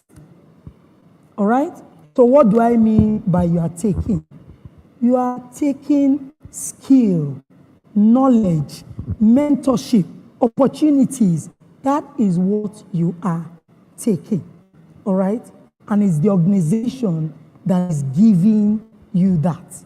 In the next half of your career, that is when you're going to start giving. And at that point, you start to reap because you have sown. Can I just say, can I add something? Sorry, I just wanted to add something that has come up here. You know, there's a difference between giving your entrepreneurial role all your all and seeing it as your all. I think we all owe our employers some balance in our lives. One of the biggest things that has liberated me in the last few years is knowing that I also have a life outside of the workplace. Yeah. And there's nothing more important than meaningful rest and recreation that then energizes you and gives you space for creative thinking. After all, no employer wants somebody who essentially is a leech, a parasite, in the sense that you don't go on leave, you don't take time off. In fact, in some organizations, in banking, for instance, you not taking a leave will be seen as a red flag, right? So I think it's important that we see it as two sides of different coins, where you're giving your all, but that career is also not your all. You have something else that gives you perspective, that gives you space to innovate. I have I talked about it earlier, how I have this thing I do on the weekends where I'm able to anchor, I'm able to channel my passions. Some of the ideas I also get from doing that also then find a way to feed back into my entrepreneurial role in the workplace. And I think a lot more young people need to explore many passions outside of the workspace. I just thought I would add that. Very helpful. Thank you very much. Olympia, I know I see you're itching to go. You saved that thought, but we'll come back to you. Ms. Shredon, I know I think it was Gimi Atimamo that spoke more about mentors, but I'd really struggled to imagine that everybody on this panel would not have had any serious interaction with mentors. So I'd like to put that question to you, to say, how have you gone about identifying the right mentors, and or coaches for you, and how have they helped you in your career? What advice do you have for folks out there? All right, thank you. Thank you very much for that question.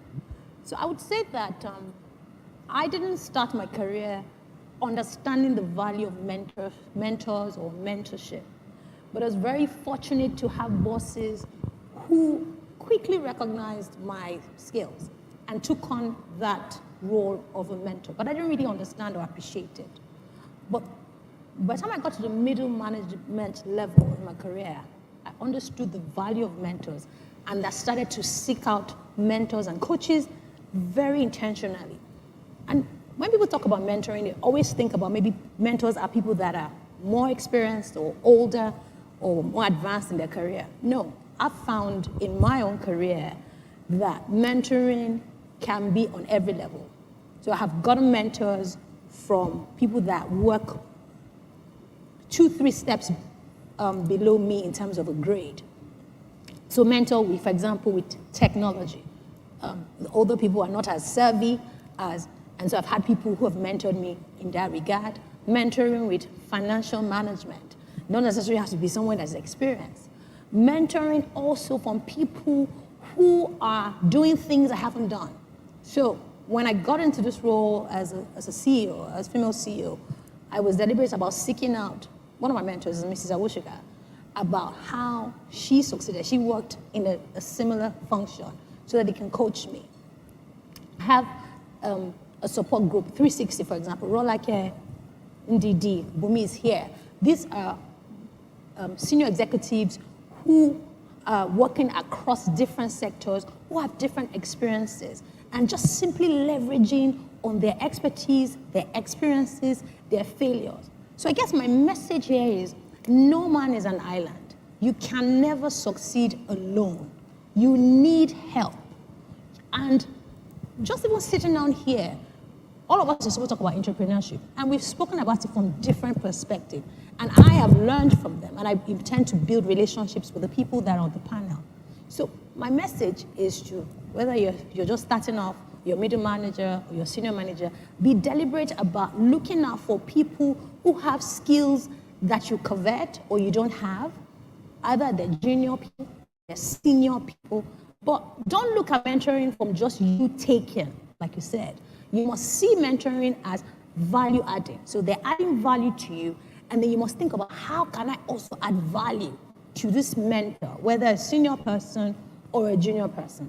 But if you want to go the extra mile, or if you want to optimize, like I like to say to my team, you need people to either coach you, to guide you, to show you the pitfalls. People have different experiences. So mentoring, coaching is critical, is essential. And I think you have to be deliberate and pray about it and conscious about who you want to help guide you in either your entrepreneurial journey or your entrepreneurial journey.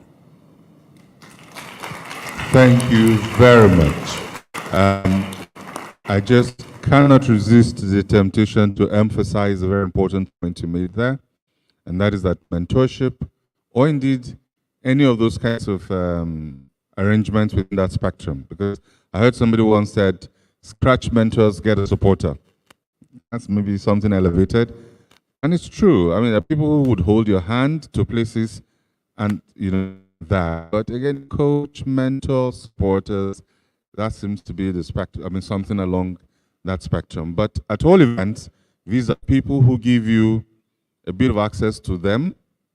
And I think we very much lose those relationships when we become takers, when it becomes a one-way street and it's not reciprocal. I mean, if some named millionaire or billionaire was to give you access today, have you found your destiny helper?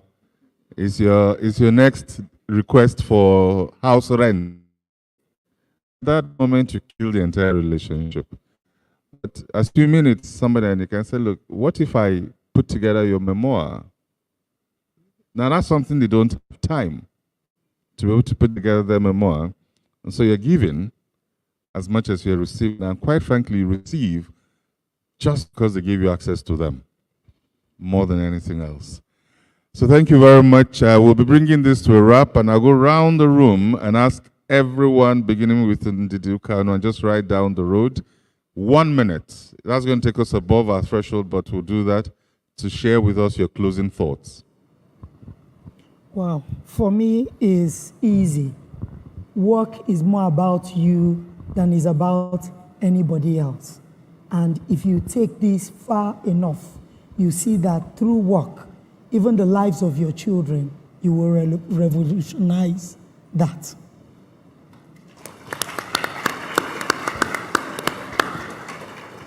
I'll just say that we were created to serve. And so as entrepreneurs, remember I said that nobody owes you anything. Go with the mindset that you are here to serve. Don't be selfish about it. Think with the mindset of what can I give? And that's where you can build your career in the right direction. Thank you. I think just maybe to build on that, I'll just say, to close out, give yourself time. Okay, I know that in the world that we are in today, it's a microwave generation. Everything is sharp, sharp, sharp. To see success, significance, building anything that is of great value, I tell young people all the time, it takes time. If it's when you see an oak tree that's big, the roots go deep. So give yourself time. While you're doing all the right things, give yourself time.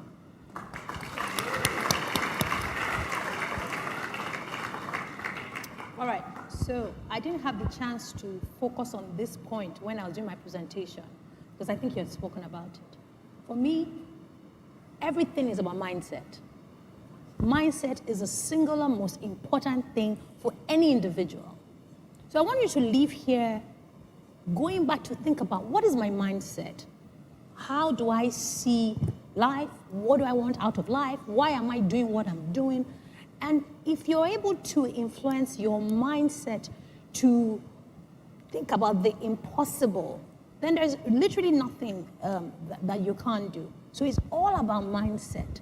Once you have that mindset of an owner, whether it's your company or it's not your company, then the sky is indeed the limit for you.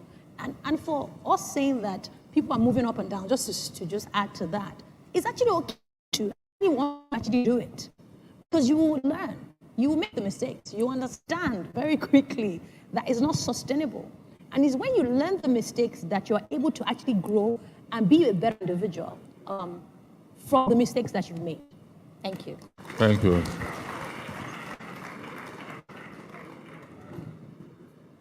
Yeah, so I just want to say our perspective to work. You should see work as a ministry, all right? Work is a call on your life. You're giving back to this world. And that's why sometimes I don't fully align with the concept of work-life balance, because for me, work is an integral part of your life. Because when you separate work from life, are you dead at work? You're alive when you're working, right? So it's one and the same thing. And so you should see it that way and give it your all. Play the big game, see the big picture, and not expect immediate gains. And finally, I talked a lot about care. I still think that is very important. That is fundamental. As you go about your business, show some care. Think about how to make life better for others, and value will follow you. Thank you very much.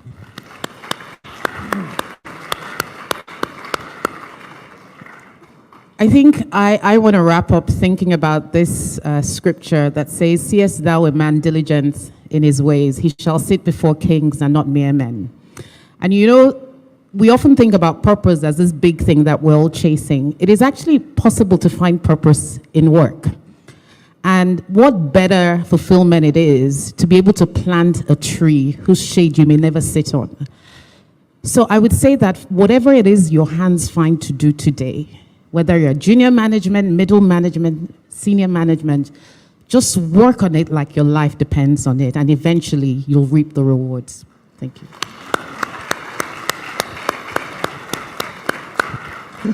I believe you will all agree that it is practically important for you to summarize the things we've heard. Again, let me say that you'll be doing yourself a world of good if you return to the tapes and listen to them again. Now, once again, it's hashtag the platform NG35, hashtag Wealth Builders, and platform 35, platform generally. Now, this particular one, 35.1, Wealth Builders, is powered by the Covenant Nation. Now, let us appreciate all the speakers, beginning with Ndidi Kanu, Benya Timomo, Olumide Balogun, Ms. Shoeton, OC, and Ms. Filai. Thank you very much, and thank you for rising to your feet, even as we wave them a very big appreciation. Let's hear your shout of appreciation to these people.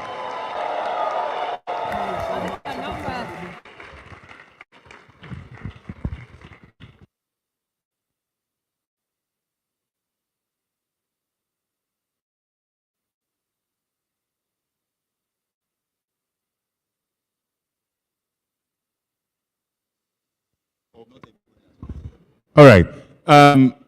So please remember not to use that place. Let's use this one. You may be seated. Thank you very much. So I've just been informed that some refreshment is available. However, if you want to participate, you'd have to be patient with us.